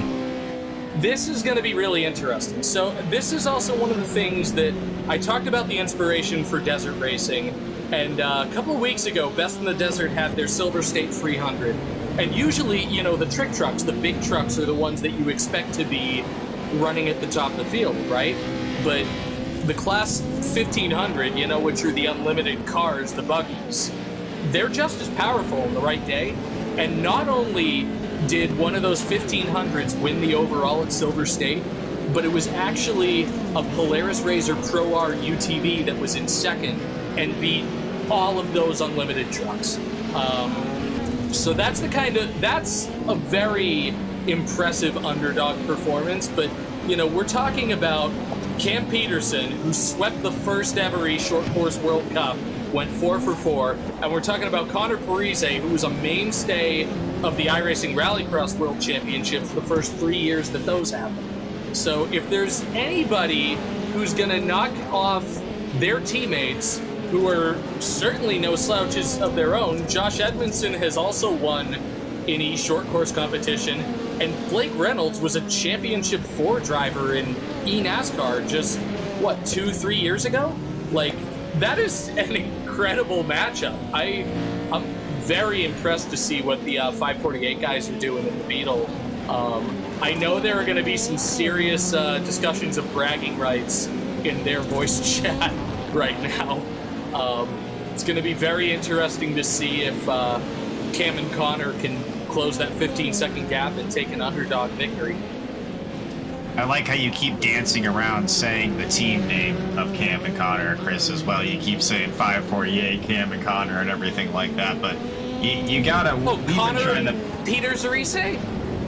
Oh, what? I Look think at that! he Josh did the just best nailed out of any it. of us. Yeah, absolutely nailed it, Chris. We've been struggling with that all, and actually Cameron's in the YouTube chat, and we've been talking with him a little bit here. And I said, I think you made up that name just because it was hard to pronounce, and he said, yes, that's exactly it. And then I suggested a supercut of you and I, Josh, trying to pronounce it all through the night, and then Chris just comes in and knocks it out of the park first try. That's amazing.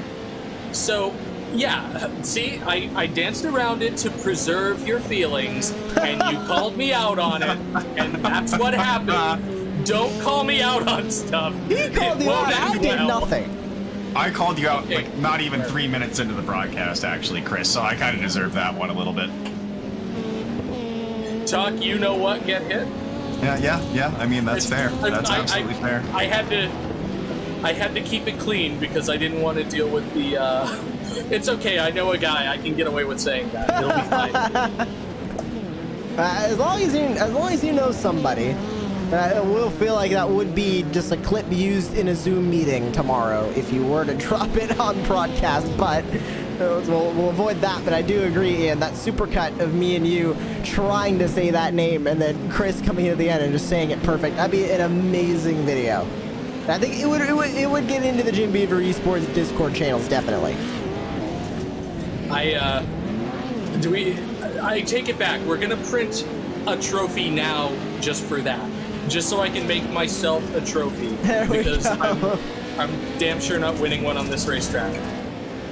It'll just say best pronunciation of Connor on Peter Zarice. Yes. I mean, I will say this: Dave and Matt in the 116 car, they've both been doing a hell of a job. I felt bad, obviously, as you guys know, this race is a makeup, and Dave was the odd man out last time.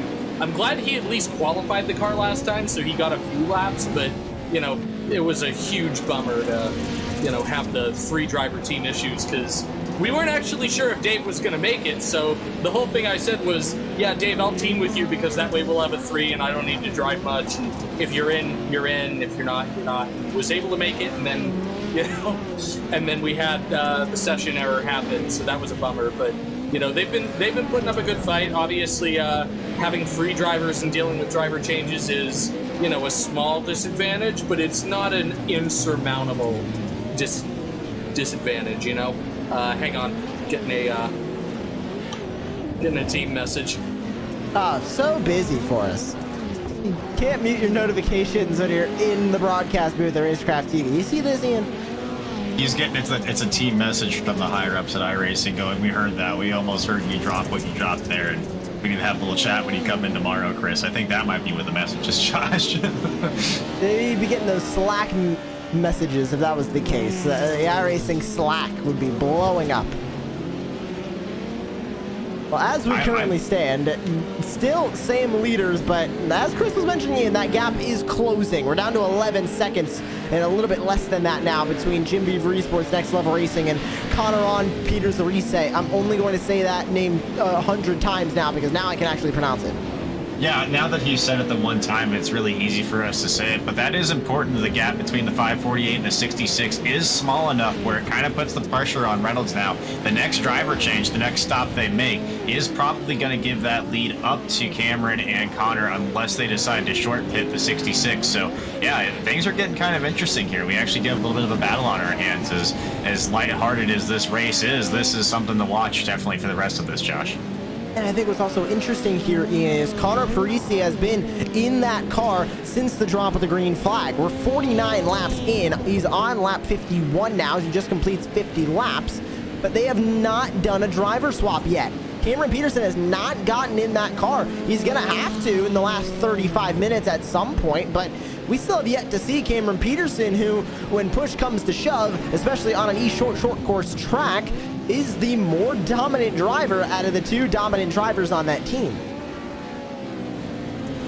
Yeah, that's absolutely correct as well. So it's really, yeah, that's a good point. You're making up the time there with maybe your, I mean, I would say these guys aren't 1 and 2. I would say probably 1A and 1B. But yeah, making up your time with your potentially slower driver. And yeah, once you get your faster driver in there, that gap's going to close up even more. But that's also kind of going back to what we spoke about with earlier. Josh Edmondson obviously is the more experienced driver in these Pro 4 trucks. Blake Reynolds coming over from our eNASCAR series is not as experienced, but still a quick driver. So yeah, there's a little bit of a dynamic with the driver swaps there, and that's what makes it fun, is these driver swaps and seeing what guys will do and what strategies they will take later into this race. So we're going to go south, about 34 minutes left. Still Reynolds and Parisi leading their respective classes.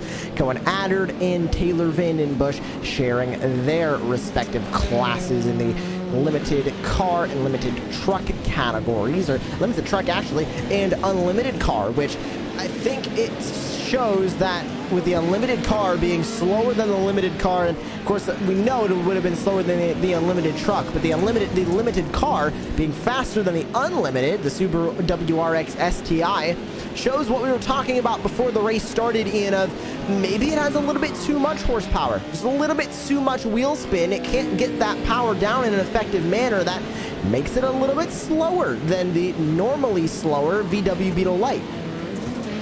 Yeah, and you're kind of starting to see it here as we're watching the Motorless Motorsport entry flying around the track here. Is there is a lot of understeer with that four-wheel drive, which is leading them into those higher lanes of the dirt, to some of that fresh dirt up there, and that's not where you're going to get those fast lap times. You want to try to stay in that worn-in portion of the track as much as you possibly can, that blue groove, so to speak, and it's so hard to do that once the car starts pushing off of you a little bit, and you know, it may be a little bit too much horsepower, or maybe the wider wheelbase is what you're looking at, but yeah, that's going to lead to some slower lap times, and we saw that fall off in our first race of this Vortex series. Was that the Subarus had a little bit of a jump off the start, but once the track wore in, you kind of started to see them trend down towards the bottom of the pack. That Motorless Motorsport machine of Cohen Addard in currently what is 5th place overall, first in the unlimited car category, and sharing that seat with Danny Aish, who they've made a handful of driver swaps so far. This is Cohen Addard's 3rd stint. Danny Aish has a 3rd stint on deck for that 133. Blake Reynolds still behind the wheel of your leading Pro 4 truck, but that gap in, it's lowering itself even further down. You can see that VW Beetle Light creeping into frame every time we take a look at that number 66, and it is the Connor Peter Zarise machine of Connor Parisi and Cameron Peterson. They are getting closer with Connor Parisi behind the wheel.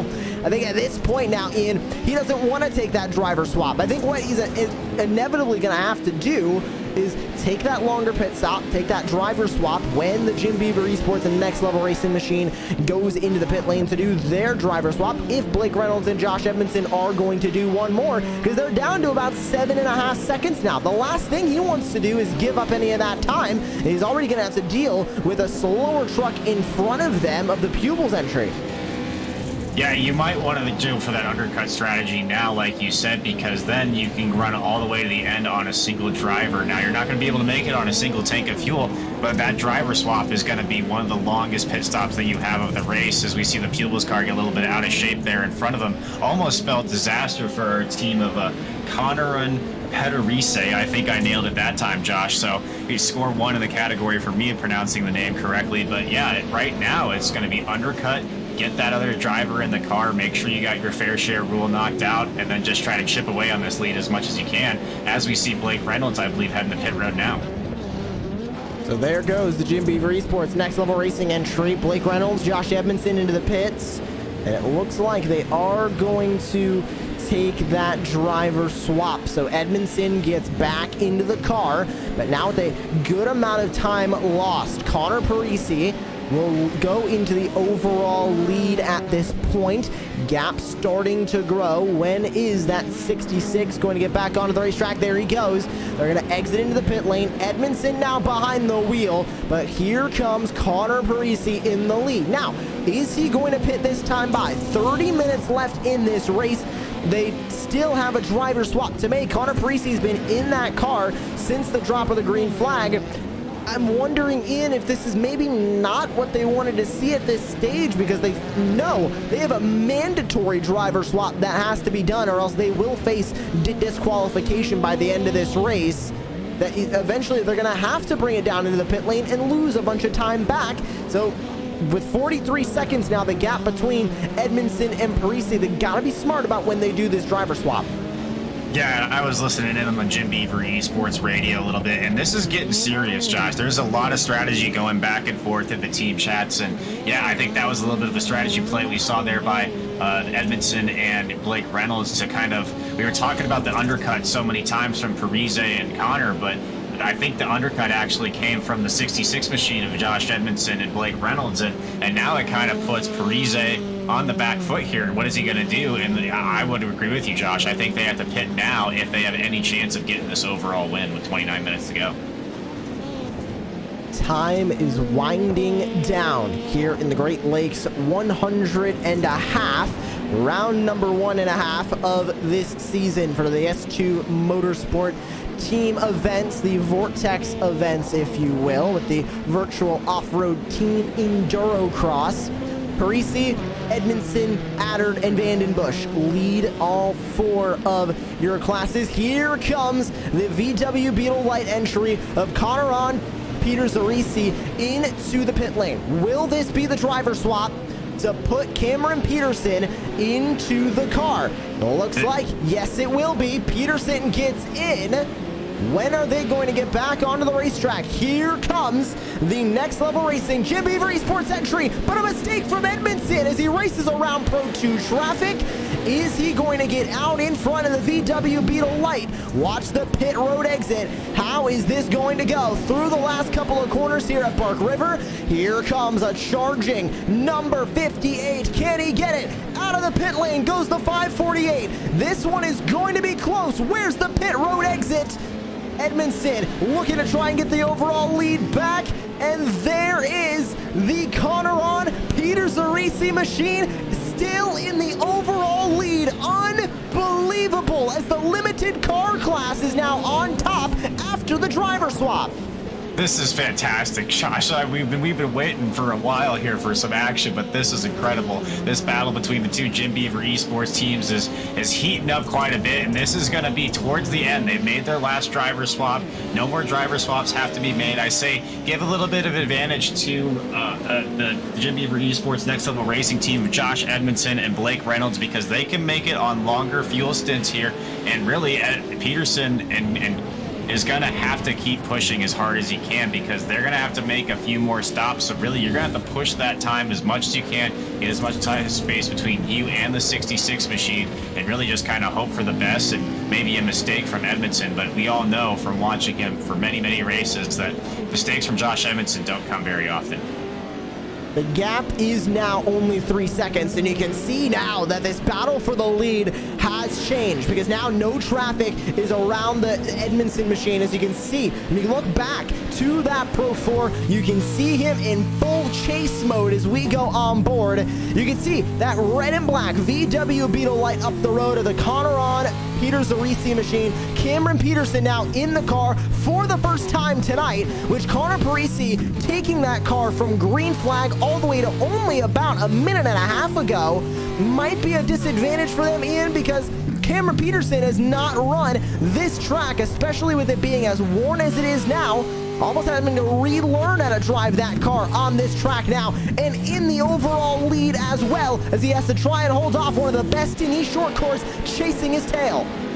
Yeah, and Josh is making that gap even tighter now, and it's really not easy for Cameron as well, because he's got his way now, and he's caught up to some lap traffic there. We see the struggle bus machine in front of him as well, and he's kind of, no pun intended, but struggling to get around him so far, and that's allowing the gap to tighten up all the way back to the 66 machine of Josh Edmondson. And you can see the team struggle bus entry getting up on 2 wheels. They'll go in up to the outside line, cut right back down on the inside. That's going to add a lapped traffic machine in between these 2 leaders battling for the overall race lead. Still 25 minutes left to go as this battle for the overall lead gets even more interesting with the addition of the Team Struggle Bus entry now sitting in between these two lead battles. As here comes Edmondson to the inside, looking to get ever so close to the Cameron Peterson's back bumper, and that is exactly what he will do. Up and over that start-finish line jump, he'll officially cover off Team Struggle Bus, and now nothing but air and 0.5 seconds separating the top two. Yeah, and this gap is getting tighter and tighter. I think the advantage is going to fall to the next level racing machine of Josh Edmondson, but right now, Cam Peterson doing all that he can to keep in front of this truck right here, because these are some really high bragging rights between the two teammates right now. And if you're Cam Peterson and you can hold off Josh Edmondson and his bread and butter, the Pro 4 truck, that's really something you can hang your hat on, especially in the Jim Beaver Esports Discord, Josh. And I gotta know, that Jim Beaver Esports Discord is going crazy right now, because with Peterson and Edmondson, Cameron Peterson has been in the chat all night watching his teammates race out here on the track, and he said he can hear Josh and Blake strategizing in the team Discord chat. So with both of them being in the same chat, hearing what's happening on both sides of the coin, that's only going to make this battle even more interesting as Edmondson takes a look to the inside. The extra grip from that Pro 4 truck might come in handy, but it doesn't that time by the start-finish line, and still in the lead is the Conneron Peter Zarisi machine of Cameron Peterson and Connor Parisi. Peterson behind the wheel now, Edmondson behind the wheel, the Jim Beaver Esports Next Level Racing Pro 4. Down to the inside goes Edmondson, looking for that lead. They are side by side, but how about that? The VW Beetle gets the momentum booster on the outside and keeps the lead as they come up to lap traffic. A Subaru in front of them that looks to be the red Fishport, blue Fishport machine. And currently behind the wheel is Marcus Palacio. Palacio gets out of the way as he lets these two overall leaders battle, and a huge bump to the back bumper. The VW Beetle light for Cameron Peterson. Here comes Edmondson back to the inside. He still cannot get past him. That is the widest VW Beetle light I've ever seen in, as Cameron Peterson tries to hold off a charging number 58. I was just about to say, Josh, it seems like every time that Edmondson gets the back bumper of Peterson there, that VW Beetle like gets to be 5 times its size, and it's just so hard right now for Edmondson to make the pass. And we say it all the time in racing, Josh, is it's really easy to catch up to the car in front of you, but the real challenge is getting in front of him. And right now, Peterson doing an excellent job of just making that car as wide as he can possibly make it. And just, I think he's kind of strategically slowing down Josh in spots where there's a little bit of contact made, and the Edmondson's going to flip. Edmondson's going to flip. Peterson's going to keep going, and I think Edmondson went outside the track limits there. That's going to be a reset for the 66 machine, Josh, and that is going to be detrimental, to say the least, to their first place run. That's going to be race over for Josh Edmondson. He flipped up and out of view. Unbelievable. What on earth happened here? How did this go the way that it went? There they go, across the start-finish line. Cameron Peterson in the lead, Edmondson behind. We've seen them battle in pro trucks before now. One of them in a pro truck, one of them in a rallycross machine. Oh my, they collided in the air, and the suspension on the 66 did not cooperate therein, and that is just how easy it was for both of those machines to make contact. I gotta say, I don't think it was either one of their faults, just a quirk of, like we've been mentioning, multi-class racing. That pro truck can get a lot more air than the rallycross car over that jump, and that's exactly what happened. That's exactly what led to the incident. Yeah, and I'd be interested to see if we can get the onboard camera there from Josh Edmondson's car. Is we were talking about that earlier, is how we see it now is I don't even think he saw this happening once he comes over the jump, because it's so hard to see underneath you there. Yeah, you don't even see the car, and then he's flipping, and in a second here, he's just going to be in pit road. So that's as fast as it can change here with these jumps and this multi-class racing. You're not even going to see where that car is below you, and you can just land on him inadvertently like we saw there. Wow, I think to say the least, that was an interesting turn of events. And we'll bring back Chris Leone into the booth. And Chris, did you see that flip? Because that just took out one of the fastest trucks all day. Edmondson and Blake Reynolds in the Jim Beaver Esports machine having to tow back to the pit lane after getting out of the server. I didn't join the waiting room again until I thought I had stopped laughing, but I guess I just laughed there again a little bit. That was an incredible battle. That I did not expect that. That is unreal. We might have the lowest horsepower vehicle in the entire session win. That's an interesting one.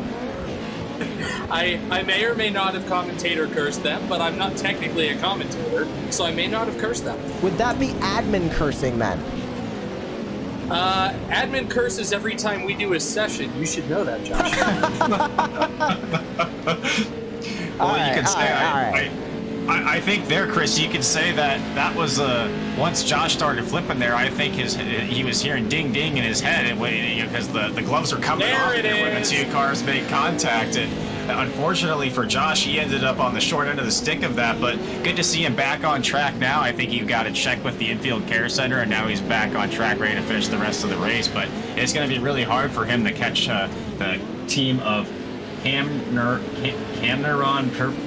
Pederisi now, especially with getting to under 20 minutes left in our 100-minute race here.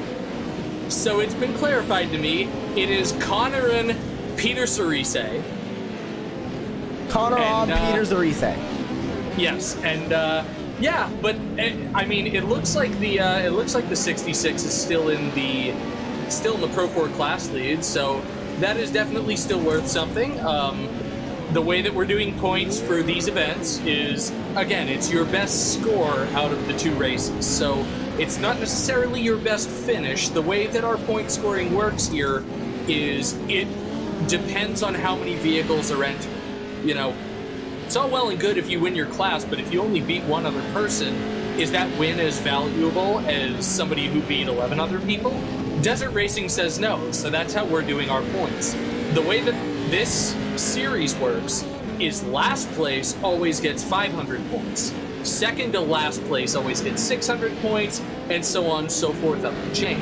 So whatever your better score is from either 3 weeks ago or tonight, that's the one you're going to keep going into the second round of the season. I know I have made so much extra work for myself as an admin by doing this, but whatever, it's okay.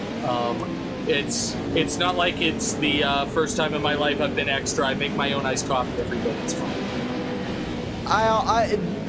When I drink iced coffee, I also do make my own iced coffee. But are you like a French press iced coffee guy? Do you have a specific like iced coffee machine that you use? No, I'm a Mr. Coffee guy. Okay. Great Christmas present from Emily's parents. So yeah, been drinking a lot of those. Putting the iced coffee machine through the ringer this year, so to speak. As long as they're easy to make. The Mr. Coffee bit also kind of reminded me of Rick Moranis' character in Spaceballs, that Darth Helmet, I think, where they were in the machine and he was looking for the radar, and it was actually just the Mr. Coffee. And Chris, I think that's just you, honestly. That kind of makes sense now in my head. First of all, never seen the movie because I haven't seen most movies that are any good. Second of all, we are at a lap car middle over race chat, so knock that one on your bingo card if you haven't notched that yet tonight. I think we've had a lap car middle. I remember vividly Ian saying that at one point. Well, yes, lap car middle on broadcast and lap car middle in voice chat are two different things on the bingo card. So you got two squares there, possibly. You got two free squares. Hang on. There we go. Leaves us again.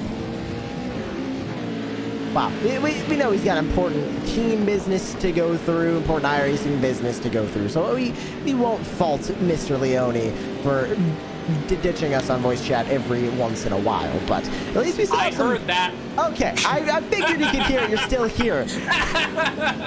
Yeah, I'm not smart enough to mute the broadcast booth when I have things over team chat. Just the absolute upper echelon of professionalism and class here coming from the Racecraft TV booth tonight, Josh. The most we could possibly have. You know, I should really put one in one ear and one in the other ear, but it is way too late to figure that one out. Oh, you just need to be the NASCAR spotter that has like the 5 different radios and you're just plugging into the different ones as you go. I think that's just the play you need to take there. Oh, absolutely. I used to have 2 cell phones when I was working at GRC. I had my personal one doing one thing, and I had a work one doing the other. So, did you ever see that years and years ago, the meme of Paul Pierce at the slam dunk contest with the 2 phones? Yeah, that was me. So did you at least have like one of those like in-ears that you could use as one of your phones, or was it just you were? Oh, I had a radio too. Okay, so you were have one phone in one hand, one phone in the other, and then a radio. And then a radio, yes. And, you know, on top of this, what we learned was an effective form of media control was me dressing up instead of wearing the GRC polo. So I'm also, like, wearing button-down shirts and wingtips and, you know, occasionally bow ties and just otherwise looking like somebody who should not be hanging out at any form of dirt track. But, yeah, it was a good time. Well, as someone who on the Monster Jam circuit this year also had 2 radios going at once for almost all of our events this season, and who also does not have polos yet and has had to find very creative ways to wear all black this season as part of the AV team, I do respect wearing a full suit. And I think I'm going to steal that at least at one point this season. It has to be an event that Evan is at. If I'm working an event with Evan, I will wear a full suit at one event this season. I got to decide which. What is Evan going to say if you show up and you've just like way out dressed? Because here's the thing.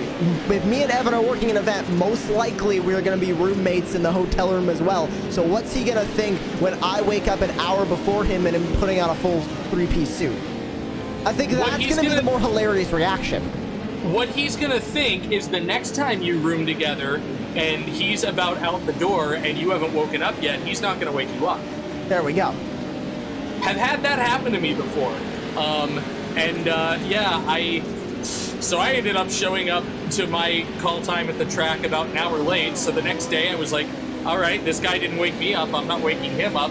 He missed his call time by 6 hours, and I don't think he did any more events after that. So I feel like a 6-hour missed window is going to be a lot worse than a 1-hour missed window. And I will say we haven't missed call times yet, but we've definitely missed meet in the lobby times this season. I believe our record was only like 15 minutes, but we've been fashionably late a couple of times. When I flew into Munich for X Games in 2013, I only got 1 hour of sleep on the flight because I was just in like the worst possible seat to sleep. I was in an aisle. I had, you know, somebody leaning back all the way on me. I had a back seat, so I couldn't lean back. You know, it was just a bummer. And I thought I was good, and I was, you know, running super powerful. And then right as our meeting was about to start, our staff meeting, I just ran out of gas. Oh, we got the 548 doing a Misty flip. Oh my goodness, he is still flipping, and he's gonna land on the roof. Still good. No, keep going, keep going. Got it. Yeah, he got it. Now, Josh, how would you score that on the Monster Jam Tour? Okay, so that would be maybe he landed back on the wheels and it was a lot of flips, so I'd give it a solid 9.25 on judgeszone.com. All right. Can we get the YouTube chat on that? YouTube chat, we need your scores on that flip. Give the scores. I'll take the average of the score, and we'll see exactly what all the fans think at home. I will say that's the most style points we've seen on a flip so far. That was excellent. And then it was the slow payoff too of the rolling back onto the wheels. It wasn't an aggressive flip back onto the wheels. The slow payoff, I think, really dragged out the suspense for everybody watching at home. We're going to watch that one more time. I'll go back a little bit further here, but that was a very entertaining flip. I want to see how it started, because it was coming over the start-finish jump, which is not necessarily one. Oh my! He hit straight into that wall. That's one way to do it. And an entertaining way to do it at that, I will say. Let's go on board. If any of you get dizzy easy, I would look away at this point. And there starts the death roll. There's a little bit on the rear of the car too. There was like one spin where the car was totally vertical, and that's really hard to pull off, Josh. That takes a lot of skill from a driver. That's some downshifting and then some weight transfer while you're in the car. That's really impressive to see. We are not top 10ing the ever-living crap out of that. Yes, please. Alex, I don't think you're watching, but okay, the 66 is back on the lead lap now after that. Oh, and then they flip it again! They saved that one too! an end over end flip, just getting the gymnastics here in the later minutes. Cam is just stunting on them now. And with He must have got that special bar. With 10 minutes to go as well, when the pressure really should be up, Cameron Peterson is just going for style points. Is this speed and style? Can we do a speed and style event next? So there's a history of that. GRC considered speed and style in the beginning, a couple of years before I got hired. Apparently all the drivers said, if you do that, we're all out. But I would do it here. I'd absolutely do it here. I think we need a speed and style event. We need to put together we need to either get judges or put together some fan scoring thing and have everybody score all the style points, and then we determine. I forget how they determined it in X Games. I don't remember how they incorporated the style points, but I know how the racing worked. Whoever crossed the finish line first won. So we can do like a bracket style tournament thing, have the style points get worked in. Yeah, no, exactly. I think we can make this happen. All right, we might have something to do later. We'll get to work on planning that next one, and we'll see when we're gonna do speed and style, because we also do need to do it at a track. You know what? This will be great for Mount Panorama, and we can do style points over that big jump. That would be interesting. I just had to do a clear all, and my own car got cleared, and I feel dirty now. Should I feel dirty after that? Is that cheating? Or are you cheating right now? I mean, I just heard a voice asking me for a clear black, and so I just hit my clear all button that I've got now. There were multiple vehicles, and one of them happened to be mine. So I feel kind of dirty. We'll have the drivers determine if that is cheating, and if your car will receive a disqualification at the end of this race. I mean, in fairness, first of all, the closest car for position is Fish's, and I don't think we're quite in the same area code right now, so I don't think it's going to affect much. Well, good to know that I can win something, at least. That's comforting as well. And Josh, a little bit of a sidebar here.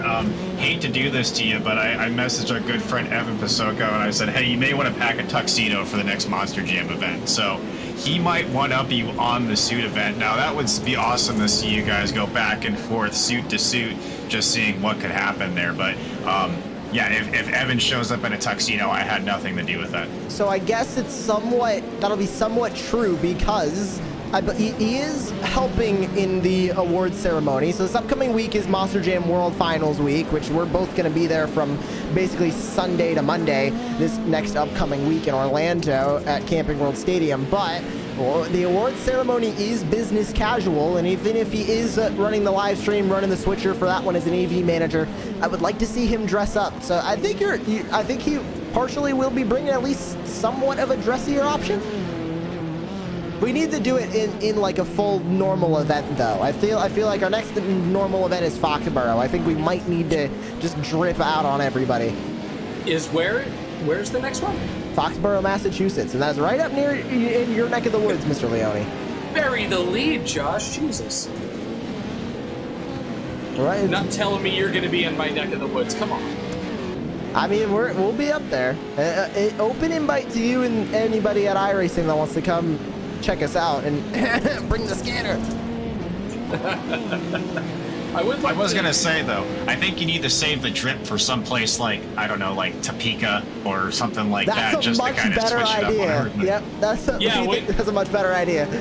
Yeah, when you come up here, you should do the Dumb and Dumber tuxedos. Do the blue and orange.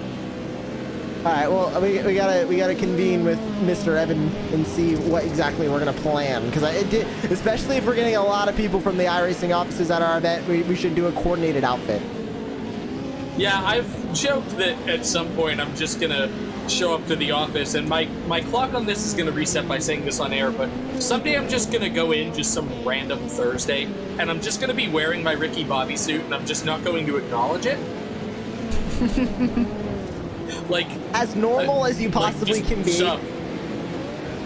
Yeah, exactly. Just gonna look at people like, why are you staring at my clothes? Yeah, if you're not first, you're last. So I mean, the hell are you talking about? Ooh, another incident. He's good. That one wasn't as exciting. Flip. He's still fine.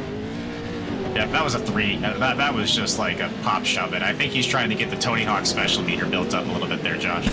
He was going for a grind, and it didn't work out as well as I think he was hoping, but definitely Cameron Peterson is going for style points now. And a little bit back to the serious side, 5 minutes are left in this race. Peterson leads the limited car class that also leads the overall standings. The unlimited truck sits second in overall standings. Josh Edmondson, Jim Beaver Esports Next Level Racing leads there. Motorless Motorsport leads the unlimited car class in the Subaru WRX STI.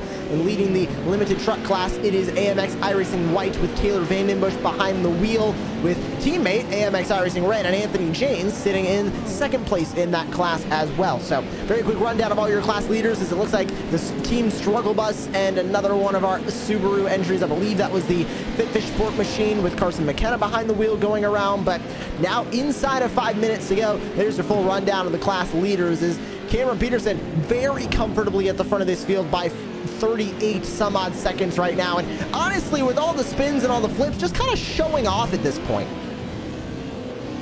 Yeah, showing off, and really the only thing that he can do now to blow this lead is well, you know, I want to say it, but at the same time I don't want to say it, because Josh, you've been in the booth will be enough times where I've invoked the commentator's curse. I seem to be one of the best of doing that on iRacing, but at this point really it's just going to take a flip to take the lead away from Cameron Peterson to a point where they're stuck on their roof. And we've seen him maybe possibly practicing some of those flips so far in an effort to see the most effective way to flip that car without landing on your roof, but really also a very talented driver in that 548 machine, and it's going to be hard for him to see a lot of mistakes with coming down to 3 minutes and 30 seconds left in our race here.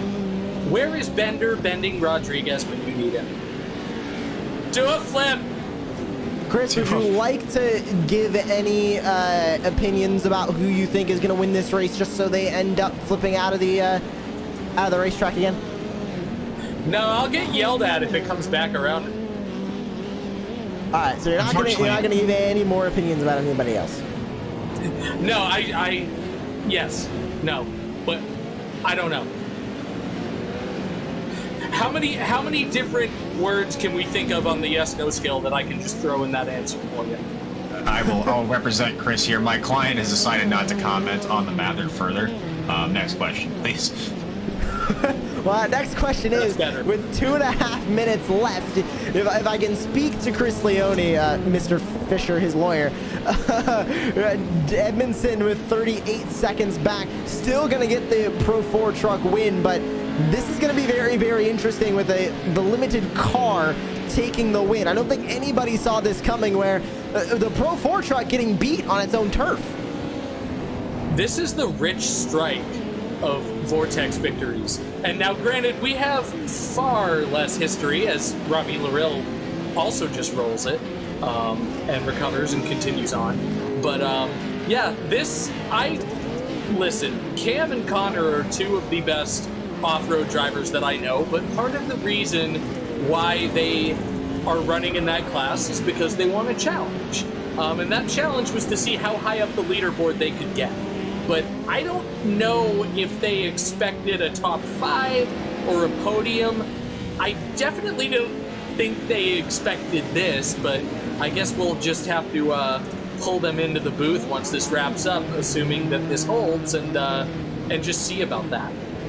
Will we get the white flag this time by? Is he going to slam on the brakes? No, he won't. So we have 2 to go. I was hoping he'd really be a troll like any iRacer in an official race when it's timed and has a big lead. They just slam on the brakes and then take the white flag on whatever lap they're on.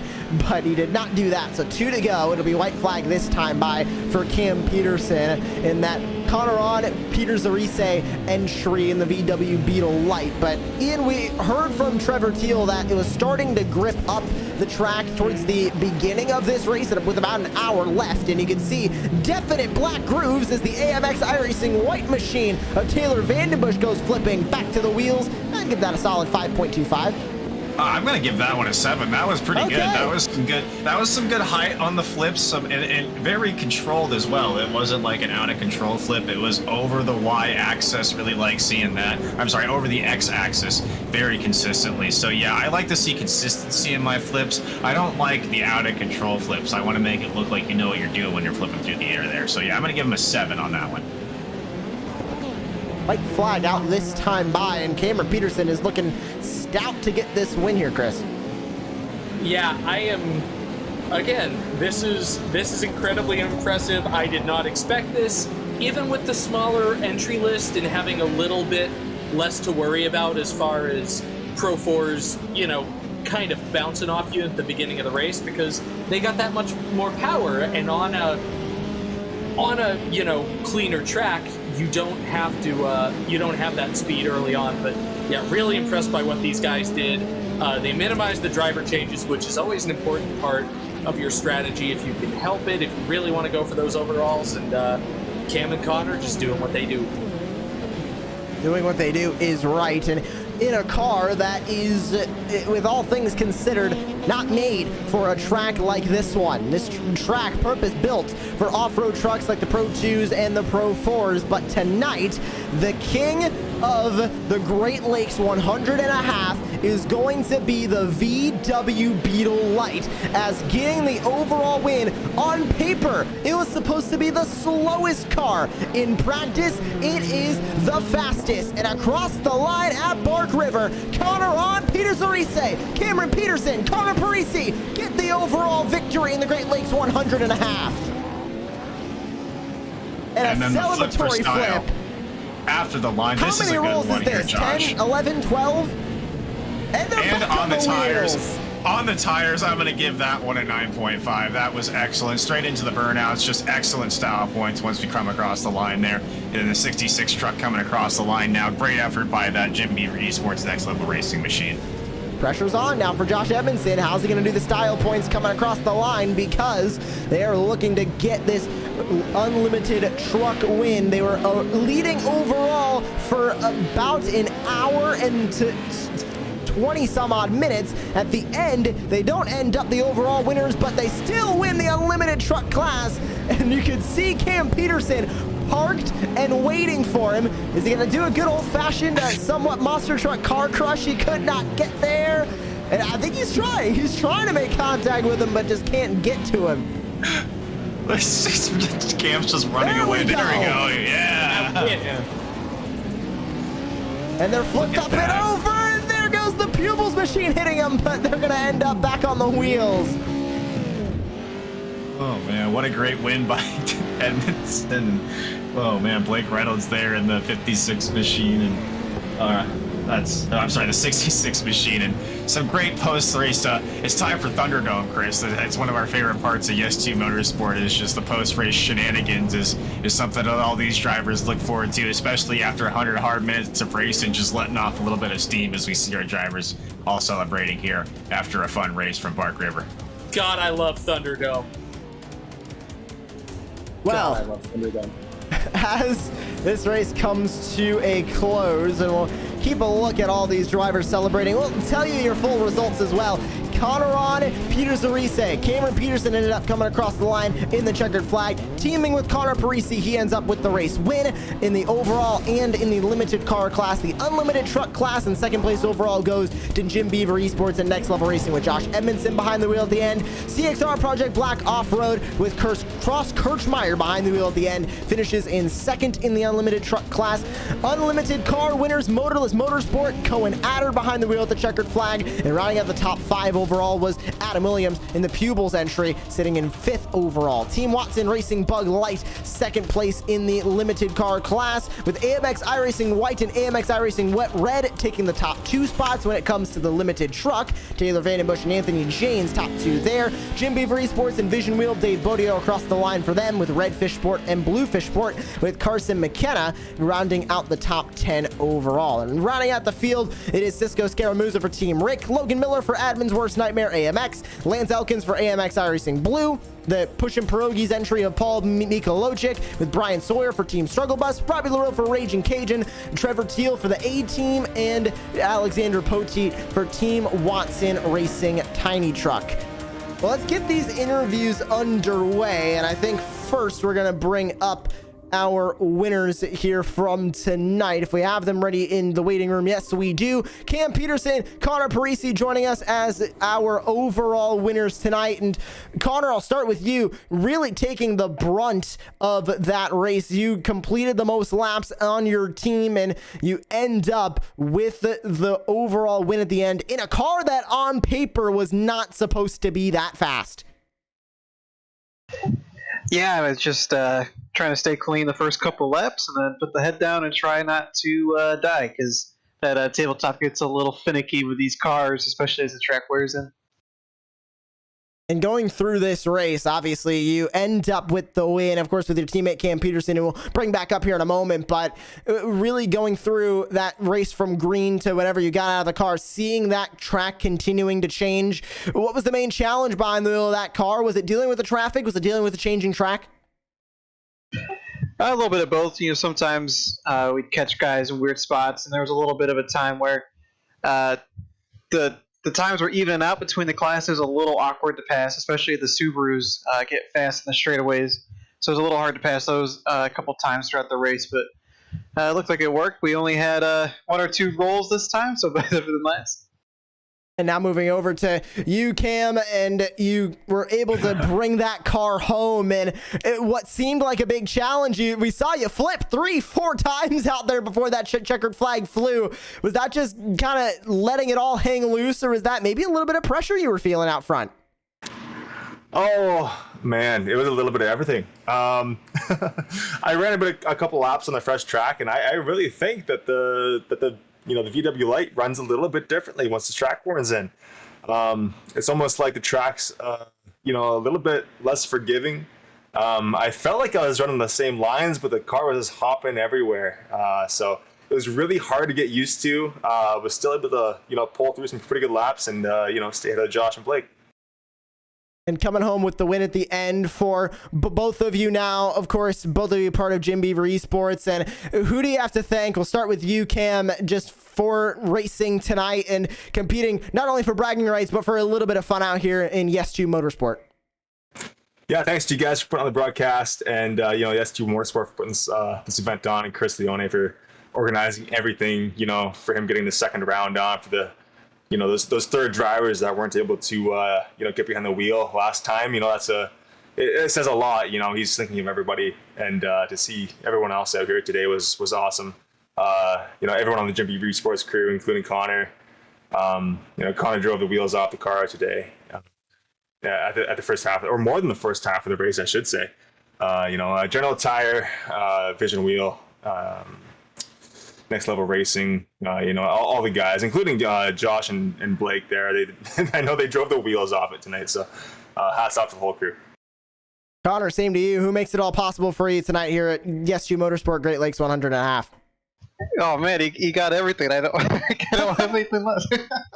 Well, there we go. So I got the same statement for you, for Connor Parisi. Connor, Cam, thank you for joining us in the booth. Congratulations on your overall win tonight, and we'll see what you got next time out in another Vortex endurance event at Wild West back in August. Thanks, fellas. Thank you so much. Just one more thing. I need to hear you say the team name just one more time. We'll do me and then Ian. So one last time. Connor on Peter Cerise. I'll take it. Let me stretch out here a little bit. It is going to be Connor on Peter Cerise. There we go. I got through it. Mission accomplished. Yes, yep, that's exactly what we wanted. That's a passing grade. Thanks, guys. That was awesome. Thanks a lot, guys, for joining us up in the booth here, and congratulations on your overall win. Thanks again. Thank you. Great to hear from our overall winners, the Conneron Peter Cerise, as they heard close enough to their team name, as we continue with a much easier team name to say, Ian. Jim Beaver Esports, Next Level Racing, Josh Edmondson, Blake Reynolds, they're with you here in the booth. Well, guys, great job coming home in P2. That was an exciting race to watch, especially your battle with the team of Conneron Pederise there. But Josh, I got to ask you, when you made contact with them and you started flipping, I know you're in a VR rig. That probably was not fun for you in the slightest at all. So talk a little bit about that flip there. That was a big one. I don't know. It just sent me to space, I guess. It's what it felt like.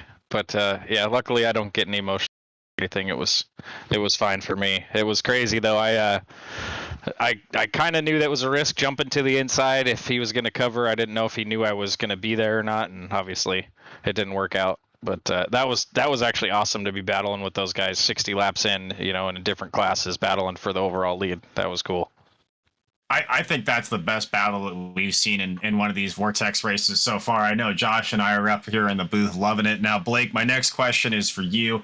I know you're multi-talented when it comes to the iRacing service, but most of your time is spent in oval racing. Obviously, you're an eNASCAR Coca-Cola driver. So my question for you was, how is that transition coming over from those other disciplines of racing into an endurance off-road event? Was it much of an adjustment for you, or was it just another day in the park?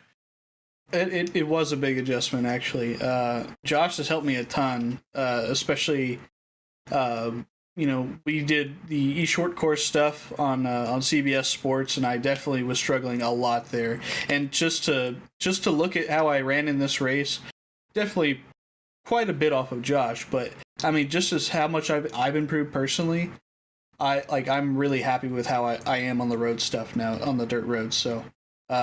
I had a lot of fun here tonight. I got in, I did my stint, put in some solid laps, had some unfortunate battles and lost some time, but that's how it goes, man. Multi-class racing on a changing surface. It's something I've never done before, but here at Yes 2 is a lot of fun. Yeah, it reminds me of that meme from Tropic Thunder, the Survive meme, and that was the name of the game tonight. Now, a little bit more of a fun question for both of you guys. We had some great team names out there. The Camnon Pariser that everybody's trying to pronounce. I'm so tired of pronouncing it. So, what was your guys'? Did you have any team names out there that stuck out to you, or any paint liveries you want to give a special shout out to?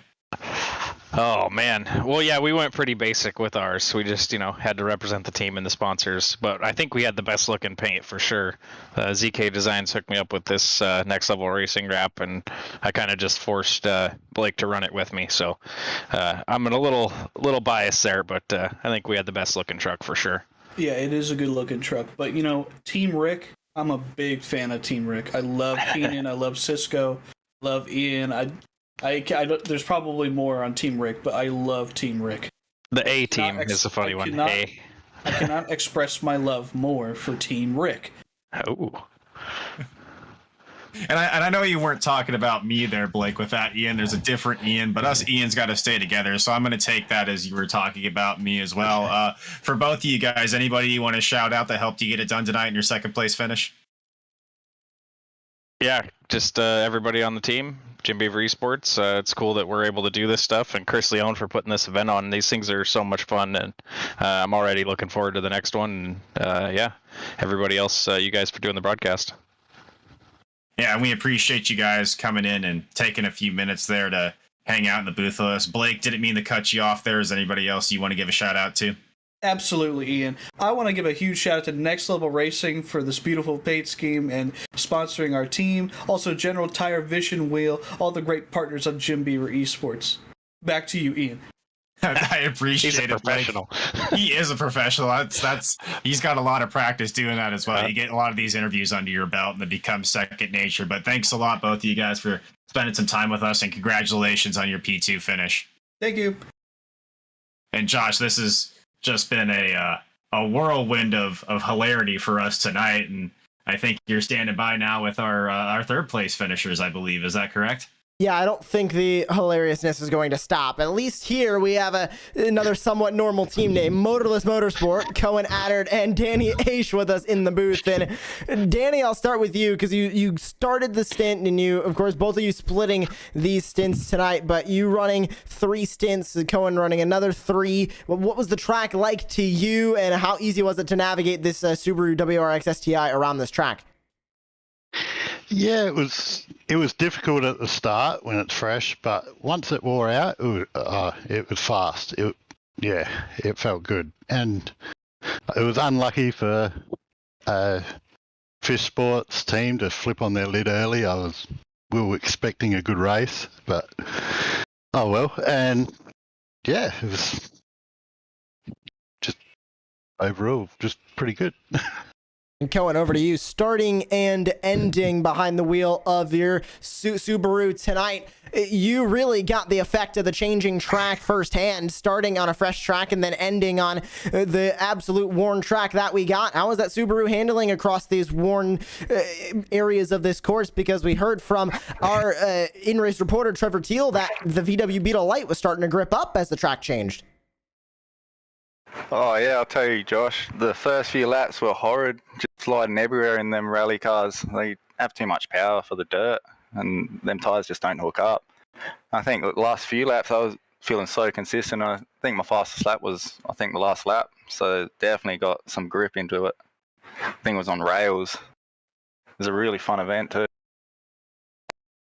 And for both of you, of course, a lot of people make this possible, but 4th place finish overall and a 1st place finish in the unlimited car class. Starting with you, Danny, who do you have to thank and who do you have to give a shout out to at home? I'd just like to thank Cohen, because without a teammate, wouldn't be able to do it. And of course, you guys that put all this on, and our sponsors. We don't have any. Yeah, that was it. Thanks. That's good advertisement there, yeah. Perfect. You got to give a shout out to anybody you can. And Cohen, same to you. And I'm throwing it to you because Danny gave a shout out to you, so I think you need to repay it back, or else it's going to look bad on you. Yeah, big shout out to Daniel. We always have fun in the cars, teaming up. Always end up, doing half decent. I don't know, we just gel whenever. We have a similar driving.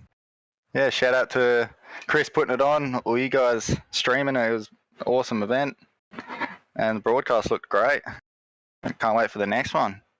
I knew there would have been some bad blood if we didn't have an equally shared shout out for both of the teammates. Daniel H. Cohen Adder, winners of the unlimited car class. We're now going to go to the limited truck class, the Pro 2 Lights. Cody Harrelson and Taylor Vandenbush for AMX iRacing White. Ian, you're standing by with our winners of that class. Well, Taylor, Cody, congratulations on your class win. I want to start off with just what was it like out there for you guys battling with all those different classes of cars? How do you navigate the field and stay out of trouble to get home with the class win? Biggest thing is having someone spotting, whoever's not in the truck is watching where everyone else is going, watching what else is going on around you, and just guiding us each other through it. Not battling everybody. Yep. And that is very important to have some teammates out there. You have your other AMX cars and trucks out there. Were they some help as well, too? Were they giving you some space, or was it just hard racing between all the teammates as well? It was definitely hard racing, that's for sure.